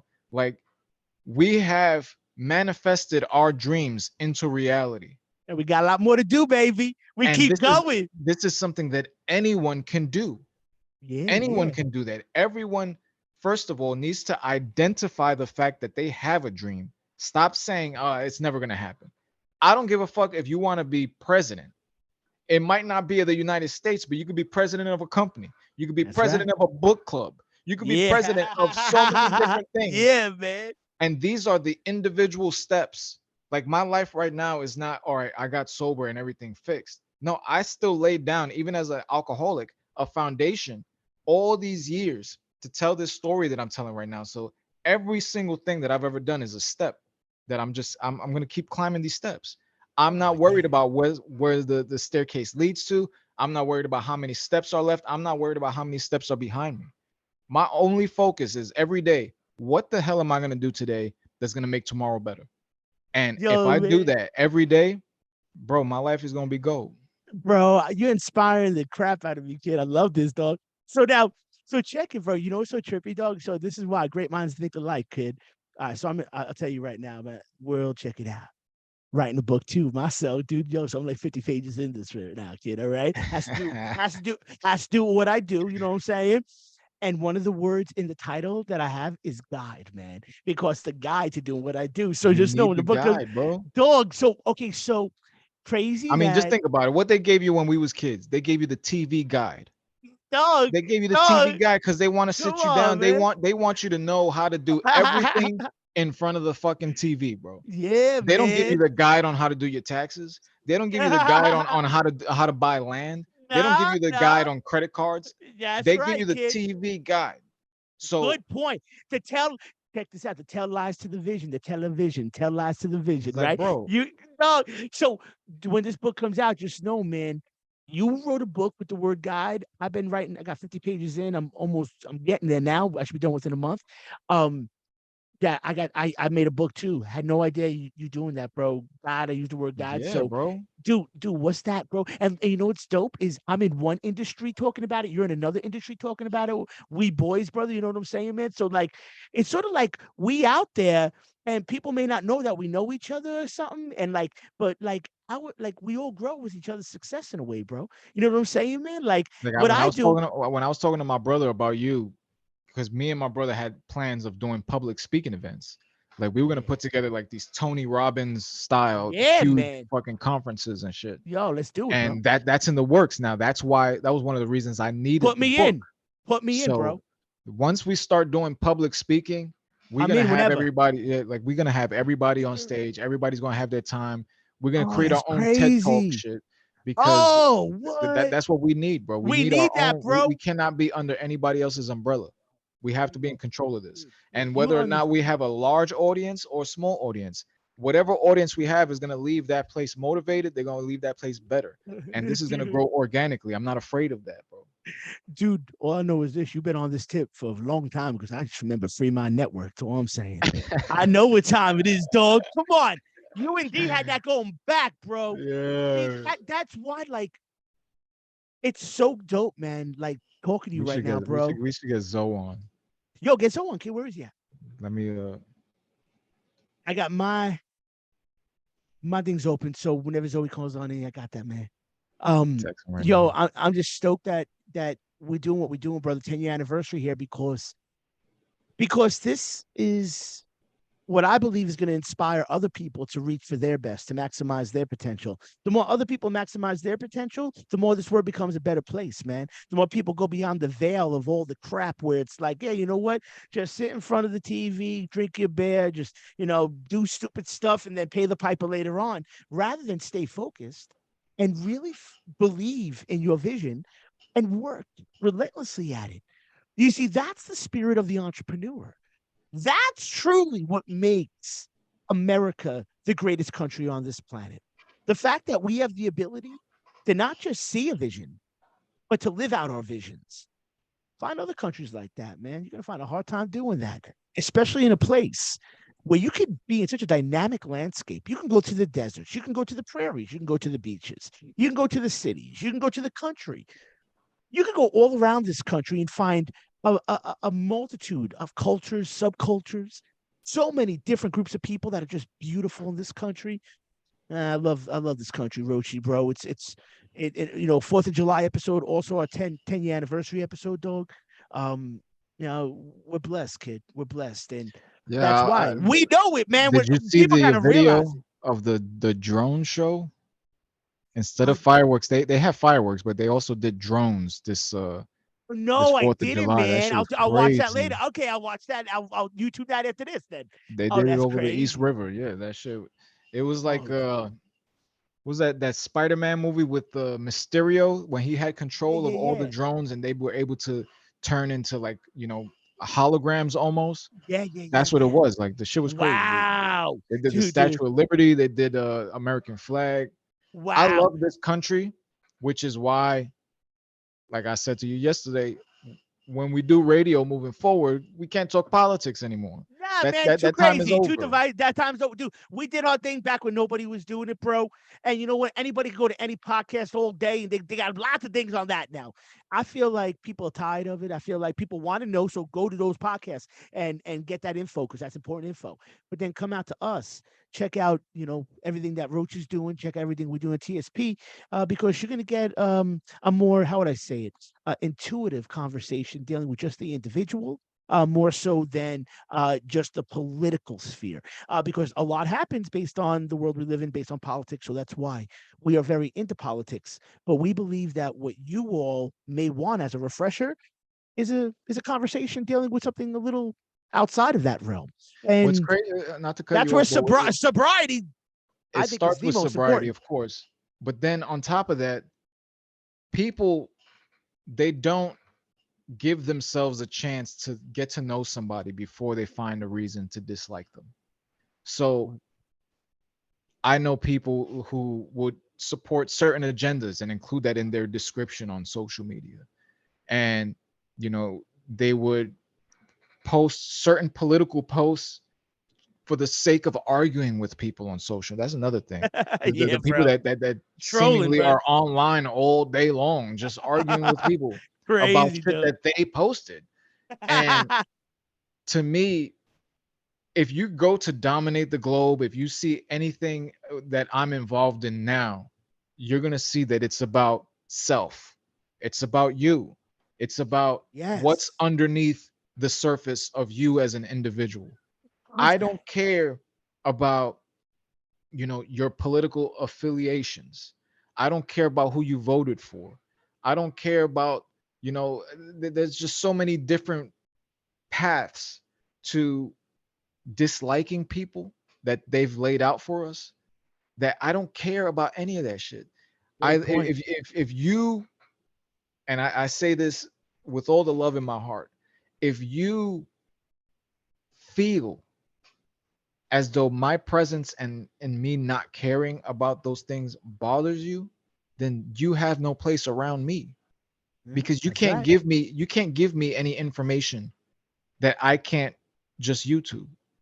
The only thing that I can tell you about that you can't find anywhere else is about me. It's about what I'm going through. It's about my experiences, what I've learned. That's the only original aspect to human beings that's left.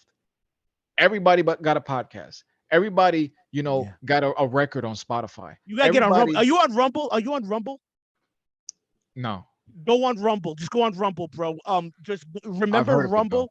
Go. That's like gonna be a competitor to YouTube, bro. Huge. They're wonderful.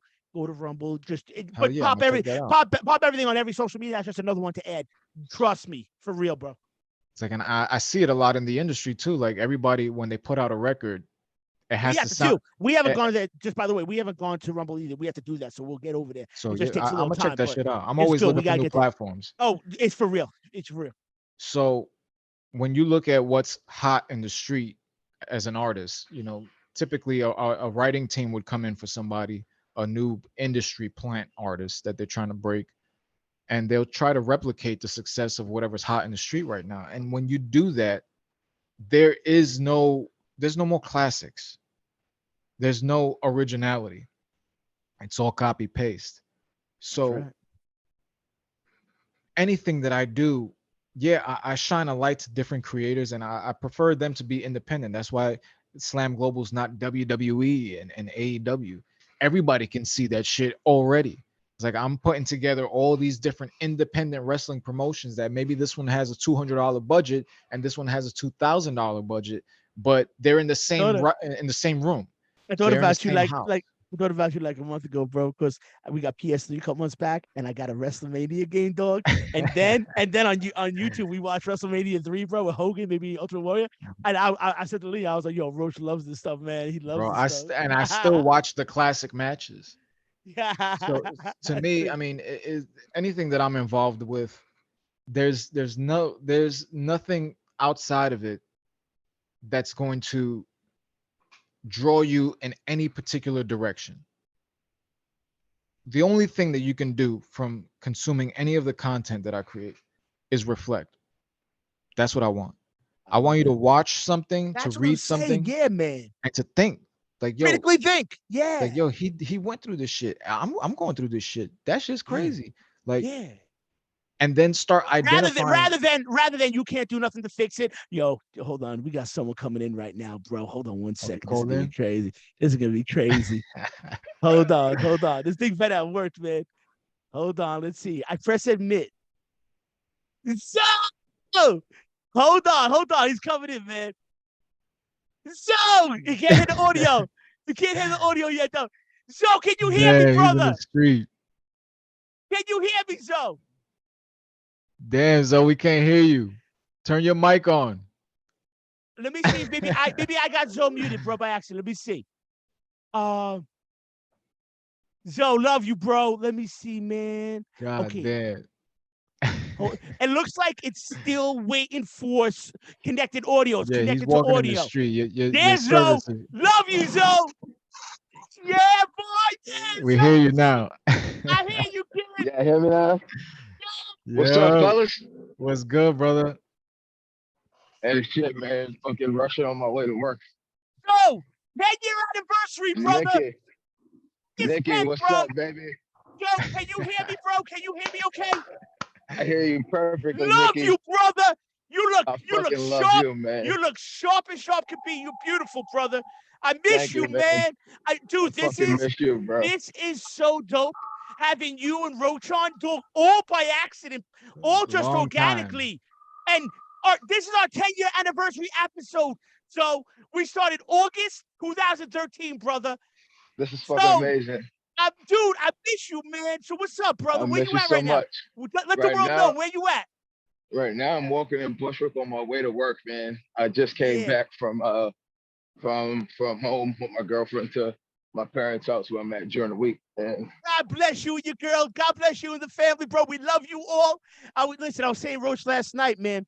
You know, one of my favorite books is a book called On the Road by Jack Kerouac. The last 2 paragraphs on the last chapter, he says this. When one of his best friends is walking around Times Square, leaving, he ain't going to see him, don't know when he's going to see him again. He said this: we still great friends, but move into later phases of our life. That's how I felt with you guys 1,000,000%. I love you guys, man. You already know, Zo. So you already know what time it is, man. Zo, wait till you hear this episode, bro. I can't wait, man. I was in the trip like, fuck, man, I'm going to miss it. Yo, you got a train. You catch the train, get that train, kid. Don't be late. No, I'm good. I got to walk. I'm walking and talking, man. I'm a regular you look great, brother. Thank you, brother. Thank you, man. You look fucking good. Your shirt is sparkly. Listen, so yeah, you look fucking great. Roach will keep you posted with what's going on. We're definitely gonna be meeting up soon enough, kid. Okay, so just know, there's a lot. Roach, let Zo know everything. You know, I'm gonna fill you in on everything, bro. It's all good. We ended up going all long, beautiful. So it's all beautiful. It's all kid. good, baby. That's great. Man. Yeah, if it did, that means we're fucking better than fucking anything could have went, man. So that's fucking awesome. Dude. Dude, how's NYC right now, kid? How's NYC, brother? It's a little hot. It's a little hot, man. I was actually upstate, man. If you saw on the news, man, where all that fucking crazy rain was. I was Yeah, up I heard there, everything got flooded up there. bro, like 2 towns over and like a couple directions, bro. Like we got a lot of rain. There was some deep puddles, Wow. but we didn't get views like that. But the fuck, you want to know the craziest part? We were driving back from the wedding on some of those roads right before that happened. Oh shit. Like, So you like a just couple dodged hours, that shit. a couple hours before it happened. Where was it? Joe, what town was it in, bro? What area? It was up in the Hudson Valley, man. A lot of places like Snap. up around West Point, Wow. Highland Falls, like a couple places got Wow. hit bad. Wow, brother. Yo, so now you're down walking through Bushwick, man. How New Yeah. York City? Give a shout out. So what's going on in New York City? Is it all right out there? We all right I out mean, there? I am, man. Like New York City though right I now know is you are. fucking New York City right now is a different story. So I know. I've been seeing it, brother. Hey, listen. I've I'll seen tell it you this, before. Some dude. people haven't. It's like, Ain't nobody looking better than you right now, kid. You shit, freaking man. funny, Man. dog. You just see me right now, baby. Sharp with the sunglasses, the smile, bro. Yo, so Zo, we got a lot to you talk guys. about, bro. Yeah, Yo. beautiful, bro. So, man, like, 10-year anniversary. I just want to thank you on air for teaching me about this podcast thing, for putting us on, for giving us the opportunity. 10 years ago, kid, and me and Roach talked about the beginning of it at the beginning of the episode. Just know you're a pioneer of this podcast space. You're doing huge things still, and quite honestly, you're magic. I told Roach yesterday, he's magic. You're one of the magic ones, brother. I Thank you, love you, brother. kid. You my people, brother. Appreciate that so much, Yo, Nikki, come man. on, man. Come you, on, Nikki, bro. Nikki, I'm gonna get real with you because I got like 2 minutes before I get to the train Yeah. station. It's gonna Sorry, get loud and fuck. But no, I don't need to say sorry, baby. I love you, man. I just want to let you know, man, during a real crazy time in my life, shit was going weird. You were there, man. And you helped a lot more than you realize, man. Hey, brother. Hey, that's A what lot friends more. do. That's what friends do, my boy. And Yeah, just man. know this, Zo. I love you, bro. Love you and Roach. You already know anything you guys need, I'm here. You just get in touch with me. That's nothing. And that's how we do it, bro. That's family, kid. Nikki, baby. I Love you love guys, you. I man. miss you so much, man. Yo, I still think about all those days, man. The old man. People only know, man. These people dude. think they're doing new things on these podcasts, man. We did this shit I already. ain't even talking about that, dog. Yo, shout out we Big did all Rich. this. Shout out Big Big Rich, Rich, too. man. Big Rich, I shout fucking out, Shout out to man. Big Rich, man. Yo, Johnny Duran, big shout out. All the beginning, bro. JD. Bruno Zuniga, all the cats that started way back when I met you cats, bro. And you guys Right. changed my life, bro, for the best, bro. You guys inspired me. And look at us now, Zo. Look at you under Look at Bushwick, us. baby. You didn't have Look to at on us. that train, baby. What's that, the Yeah. J, bro? That the J? That's the M above me right now. I'm about to go into the L. Yeah, that's it, brother. Yeah, you just be safe out there, man. I know it's been a little while, bro. I've seen some crazy stuff on that media, man. A little crazy out there. But for everybody Yeah, who man. knows, my boy Zo, he's in the security business. He's a big boy. He knows how to take care of himself.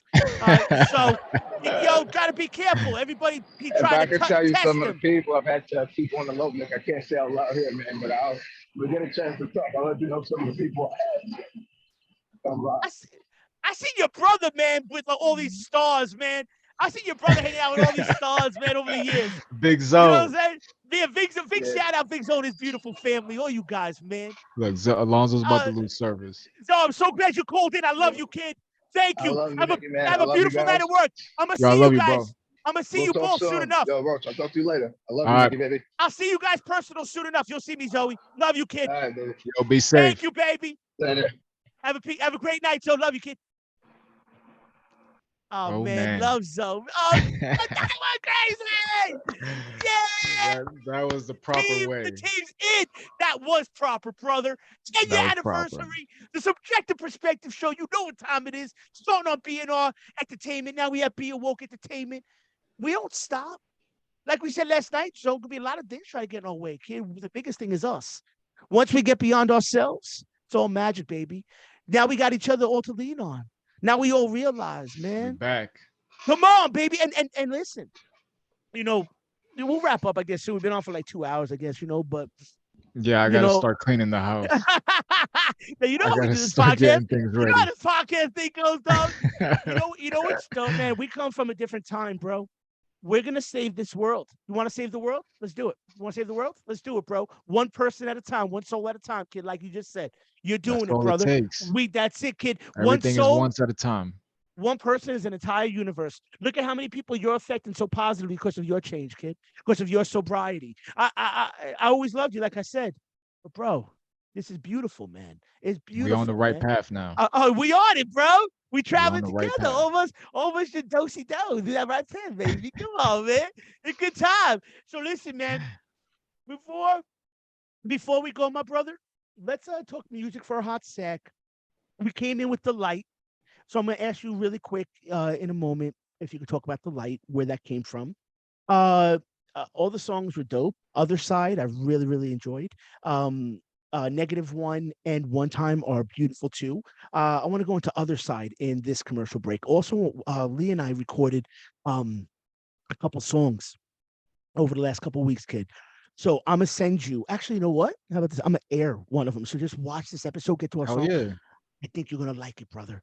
And I'll send you the file too. I think you're gonna like it, dude. Send me I, everything, bro. dude, Rochi, and the fellow who recorded, amazing work. So just know he's family of mine. So we got this. Um, so now with first thing I want to get into is the light, my brother. We came into it early on with the commercial break. What's going on with So that song? the light, it was written during a time that I wasn't sober yet.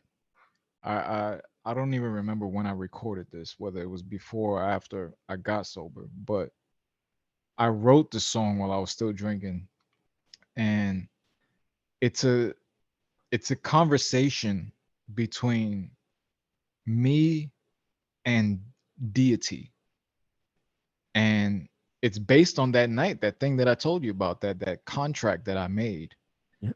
So in the beginning, it's the deity speaking to me. So we did what we said we would do. There's so much left for you now that you're near, now that you're here. But don't forget what you said to me. We know what it was meant to be, and since you returned, it's been the world in the palm of your hands. But that was the Mm. plan. Now that you're near, now that you're here, you're mine. I So love that. then from there, it's me responding back, pretty much just saying, why I did what I did, and one of the lines is, how could you blame me for the shame that I've endured to get where I am? I had to do a lot of shit, Mm. put myself out there publicly and fail publicly over and over and over, to the point where I became a punchline that people use me as an example of what not to do with their lives. Mm. And when I did it at the end of the song, I say, I want to see the light. So in that moment, I wrote the song before I did that last, I'll call it an ayahuasca trip, to not get into too crazy. The revelational experience. So at that time, the light meant the spotlight. It meant the flashes of paparazzi cameras. It meant, that thing that I've been chasing my entire life.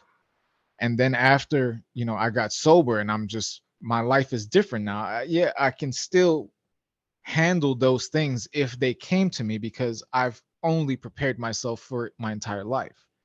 But at the same time, the light that I want is just, it's within. So I just want to illuminate. I want to see myself shining on others. That's how bright I want to be. And I don't You're have to doing wear it, brother. You're I don't doing I it, don't have kid. to wear like bright clothes. I still wear dark clothes all the time, and my demeanor is still, very antisocial. But the things that I do in my life now, they're shining. Whether people can admit it, whether people like it, the things that I do now are shining. And I know that I've reached a point where I've outgrown my welcome with a lot of people. So I'm not even concerned about how people intake what I have to put out anymore. That's not within my control. Now I just have to focus on, is this gonna make me better tomorrow? And I'm doing that every single day. Every day I wake up, I have a set list of things that I create in my mind of what I'm going to do. And every single thing is bringing me closer to being the person that I'm supposed to be. Mm. So whether it's, I've always said at some point I was going to do public speaking, being that I was raised in a church and I've been doing public speaking since I was 6. And even the things that didn't make sense to people, like writing this book, Change Your Mind, people look at that, be like, what the fuck is this guy doing? Like, this guy, he can't stop doing different things. He needs to focus on one thing. It's not that I'm focused on so many different things, is that I'm so focused, I see everything is connected. Yeah, So yeah, man. That's right. you could see this and this over here and be like, yo, those are two completely separate things. No, they're not. They're the same exact thing. They're for the same exact Aha. purpose. So just because Yeah. I'm able to see how things are connected much faster now is why I'm moving the way that I'm moving. And I've only been able to do that because of sobriety. So Hence the light. Ah, I love that, man. that's the So light, man. now, so everyone listening in again, you'll be able to buy Roach's book. I'm going to have that on the link just below this video in the information section on below the video. Um, and all Roach's music, Leo Roach, bro. Where can is this on Dominate the Globe? Everything Like, is on like Dominate the Globe. okay, cool. Because they So can hear it here, they there's can a hear it. page for the audio releases. There's a page for the video releases. There's a page for all the blog posts, all the GDP TV stuff, Sunday night screening, Slam Global. Everything is at So, dominatheglobe.com. so, of course, obviously they got it right here. They got the 2 jams that be popping up. But for all of your songs, because your songs are beautiful, brother. Your songs are you have beautiful lyrics. You have a beautiful voice. And the other side, the other side. The other side was We're gonna go into that commercial, everybody, momentarily. And what's going on with the other side, kid?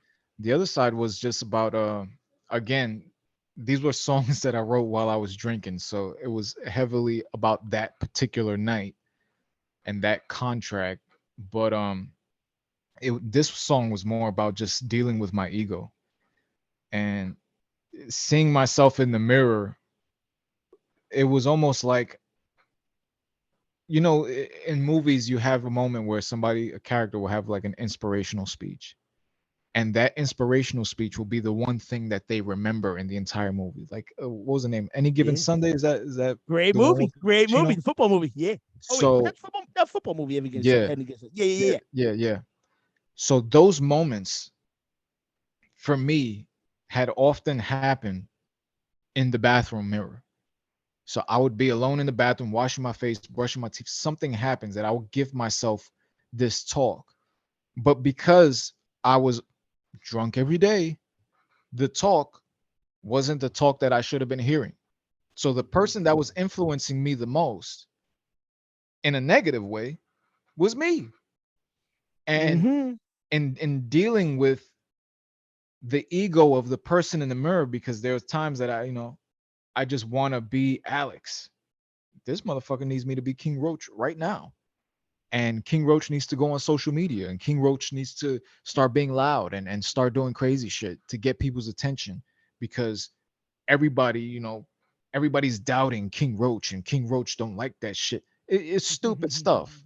So Yeah, yep. you get the guy on your shoulder. He's telling you to do all this shit. And That's right. That's right. I know it. to me, I mean, that battle was always a losing battle. I would always lose to that voice. And that's kind of what the song is about. It's not about overcoming the voice, it's about being consumed by it. In that moment, I took myself to the other side.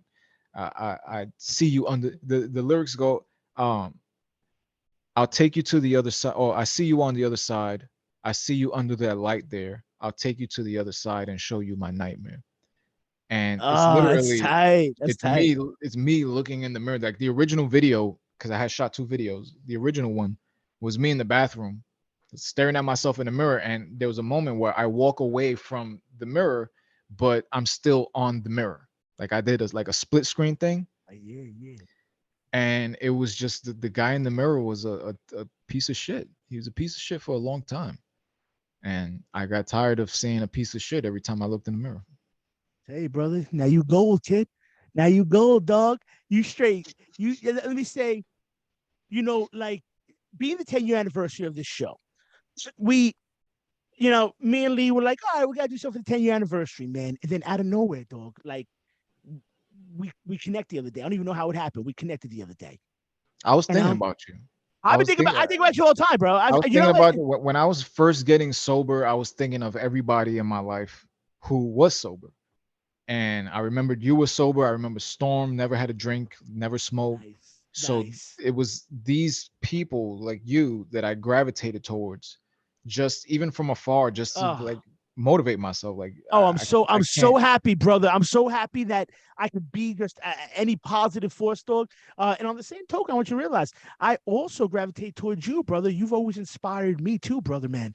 You've always been a positive force, Love you, also. bro. So think highly of yourself, kid, because like I said, dog, you could ask lots of people. A lot of people wouldn't have the courage to say what you said about your own life on camera, dog. And that's because you a man. That's a real man right there. That's a cat that knows what time it is. That's a dude that is a true artist, a true intellectual, a critical thinker. That's all that you can attribute yourself with all of those words, bro.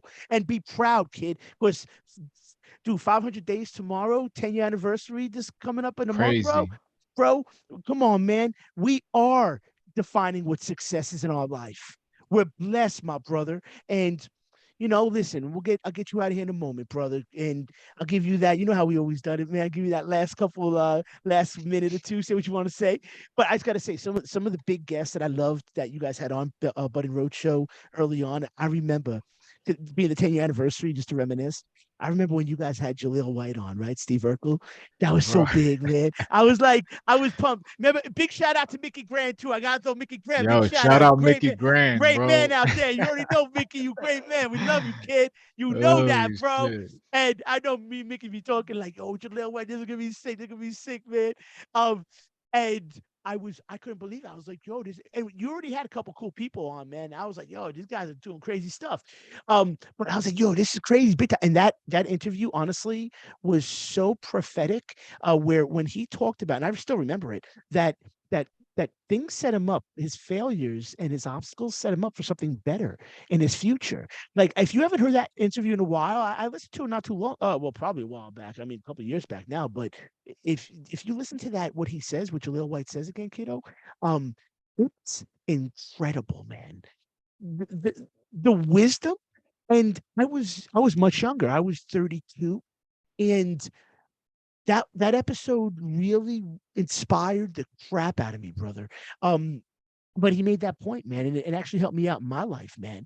That things he Yeah, went through that was one of my favorite episodes, oh actually. man, he said that things that he went through that were difficult and that he made that set him up, for bigger things in his future. So like what you've dealt with, bro, I just want to connect that. That's setting you something up for something you can't even imagine in your future that's going to be massively successful, dog. So that's why we just said the mystical. We can't see what the future is. We just got to believe in it. That's it right there, my boy. So that episode was dope. So many episodes, man. Like you said, you guys do the street shows. Jesus Has Love. D Angel being on doing his piece. You gotta dig into Dominate the Globe, bro. All this Oh, shit yo, is no, in it's on. chronological Done. order, bro. And tonight, I'm doing this in a little bit. And Trust me. then I wrote stories about what I was going through during each of those moments. So it's Oh, not just content, it's also what was happening. I'll put it out It's all deep, on bro. this on our social. I'm gonna promote the crap out of you, dog. So just know we back. I mean, we've been back, we've been on, we haven't left anywhere, but just to say that, I'm saying, like, now that we had this, We back on. We combo, back on, bro. it's just like we know what direction we're going, brother. But you being a massive part of Perfect Storm Group, that's a huge, huge thing, and I just want to give you a massive commendation for that. I'm That's a proud of Storm, man. Storm, oh I would you love to meet know, him one day. Storm, shout out. Would love to have him on the show one day too. I Shout didn't out. you can't possibly understand the depths of someone until you have hindsight. So in the beginning, when I first met Storm, I only heard about what other people were experiencing. I got to witness his rise. Like he's representing people now that, I mean, it's night and day compared to back in the day.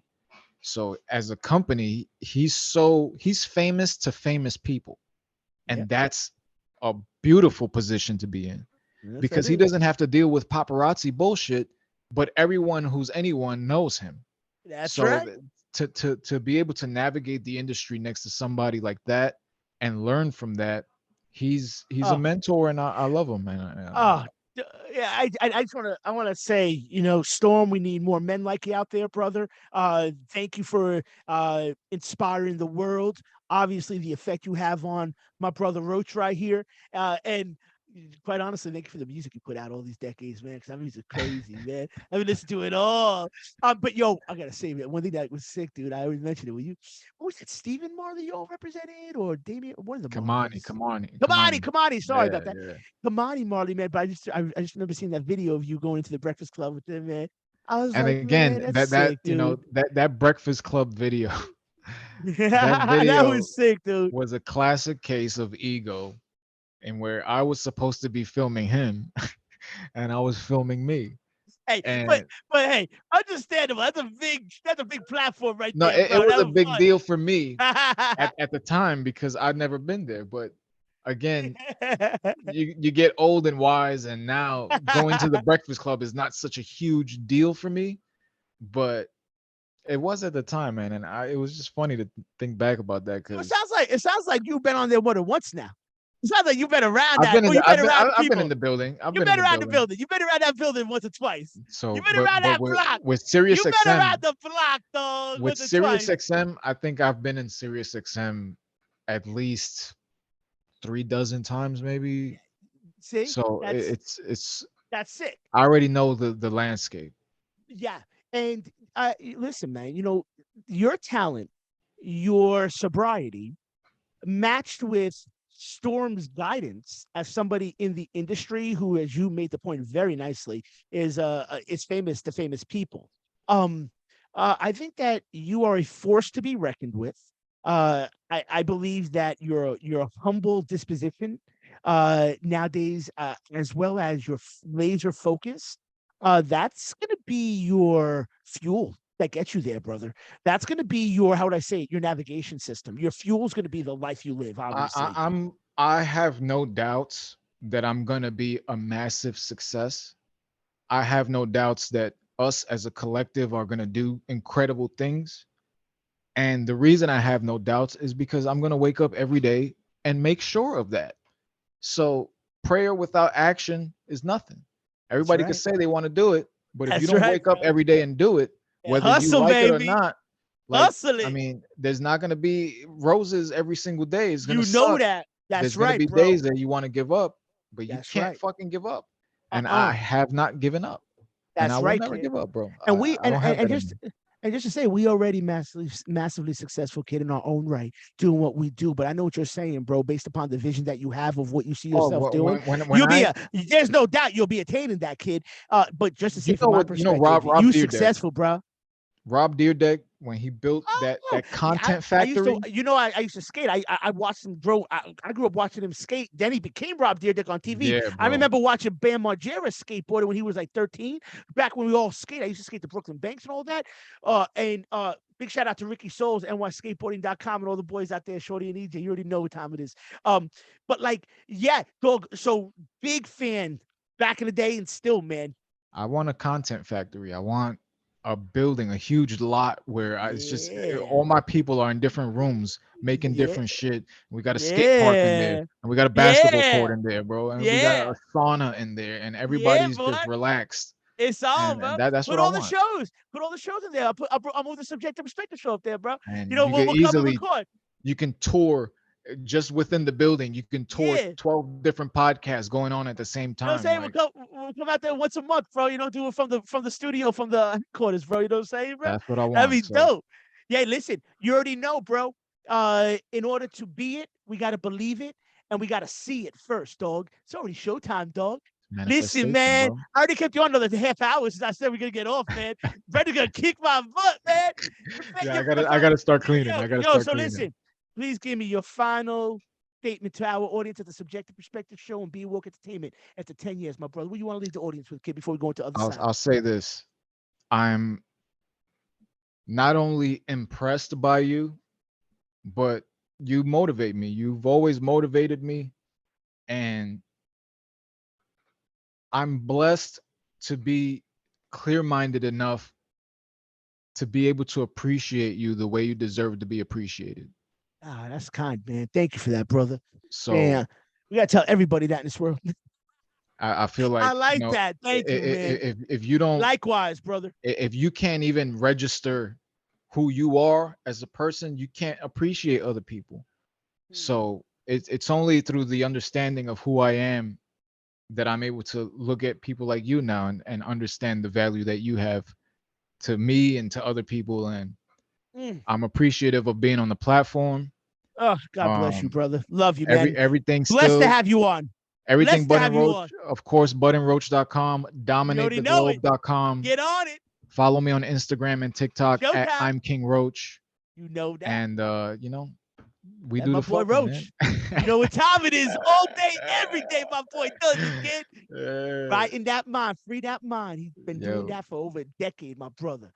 Go back to being on network. You know exactly what all that means. A lot of references we be dropping here right now. And everything, the whole journey is on Dominate the Globe. So check that out, man. Ladies and gentlemen, my brother Roach. Love you, It's a kid. pleasure, bro. You already know. We be talking. We'll be staying connected. That's not even an issue. This is episode 160 of the Subjective Perspective Show on Be Awoke Entertainment. Let's go into my brother Roach's, the other side. My boy, you already know what time it is, kid. This is what we call Send me this working link class. ASAP. This is working class hero stuff you doing, brother, man. And I love you for it. Give my love to the family, every single Love one you of them. too, bro. Talk in a second. I see you on the other side. I see you under that light there. I'll take you to the other side and show you my nightmare. I see you on the other side. I see you under that light there. I'll take you to the other side and show you my nightmare. I can't breathe, I'm staring right at me. I swear I imagine these things that are happening. It's magic, I command it, and my reflection is taking advantage. I see you on the other side. I see you under that light there. I'll take you to the other side.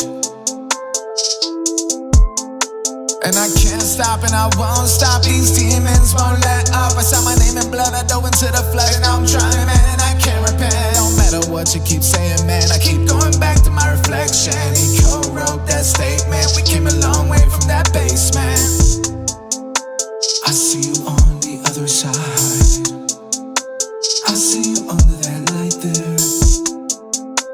I'll take you to the other side, and I'll show you the night. Show you the night. I'll show you everything you want to see, everything you think you need on the other side. On the other side, you'll see the darkness rising.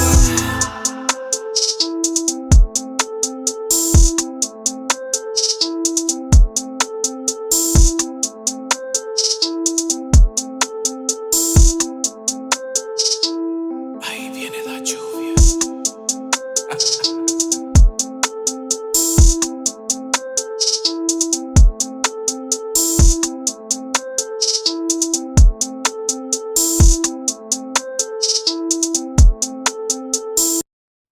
Well, now, we hope you enjoyed episode 160 of the Subjective Perspective Show featuring the one and only King Roach.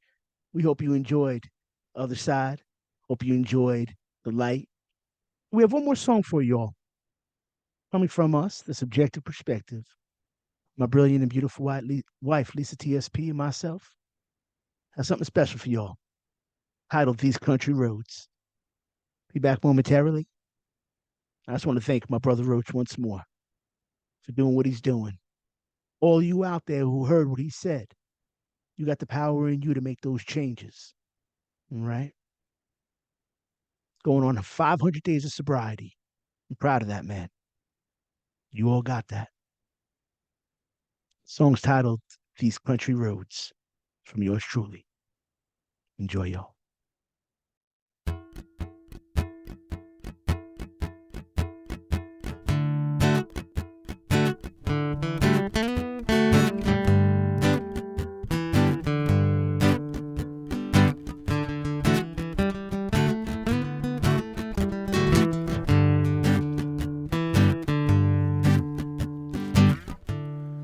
On that old county road, there's a house on a hill.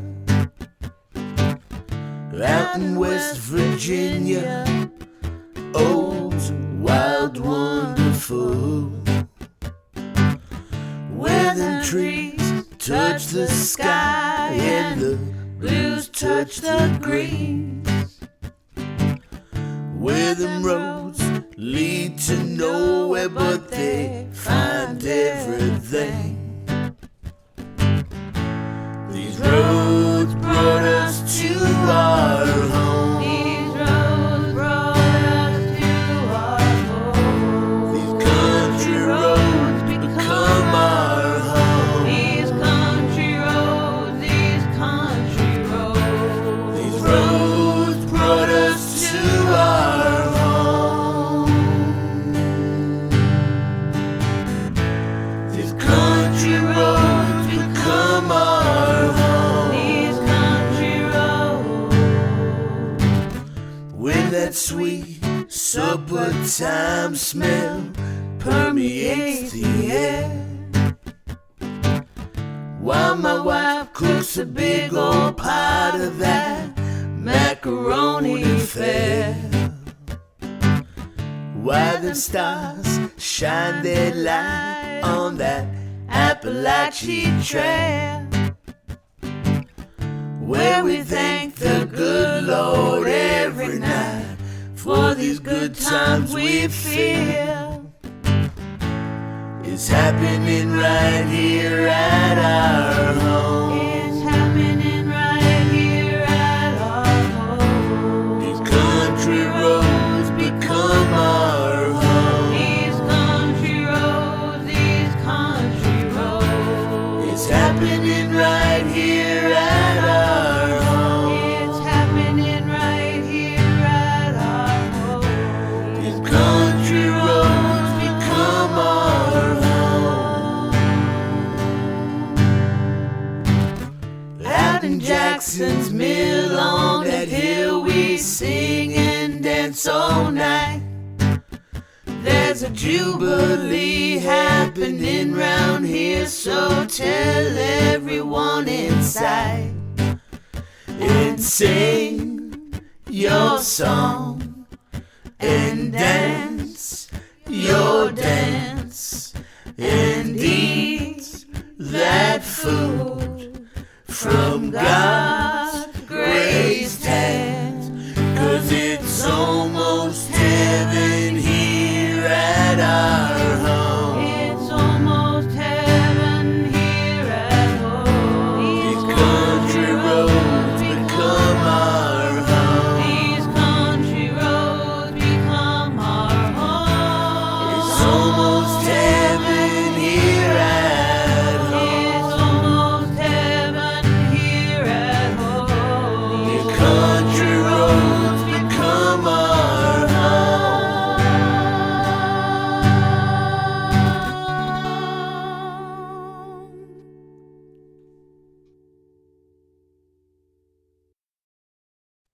So now, everybody, you got to hear These Country Roads.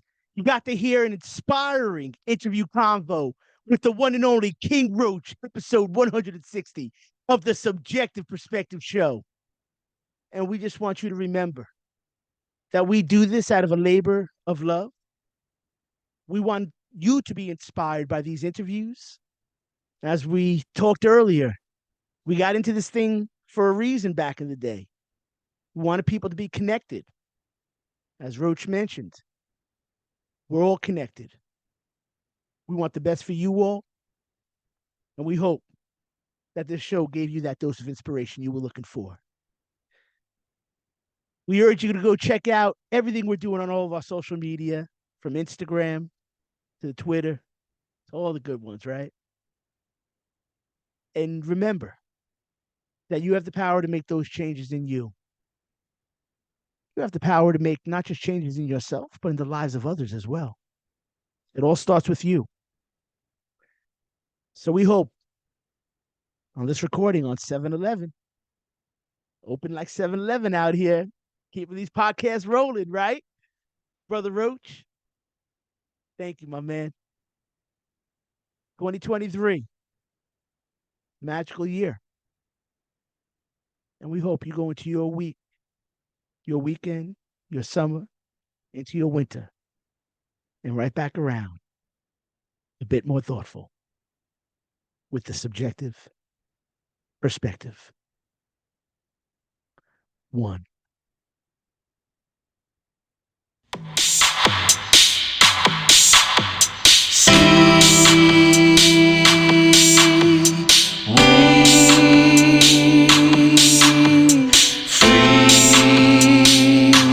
On the subjective perspective show, you're free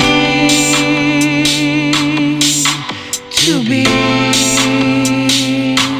on the subjective perspective show. You're free like we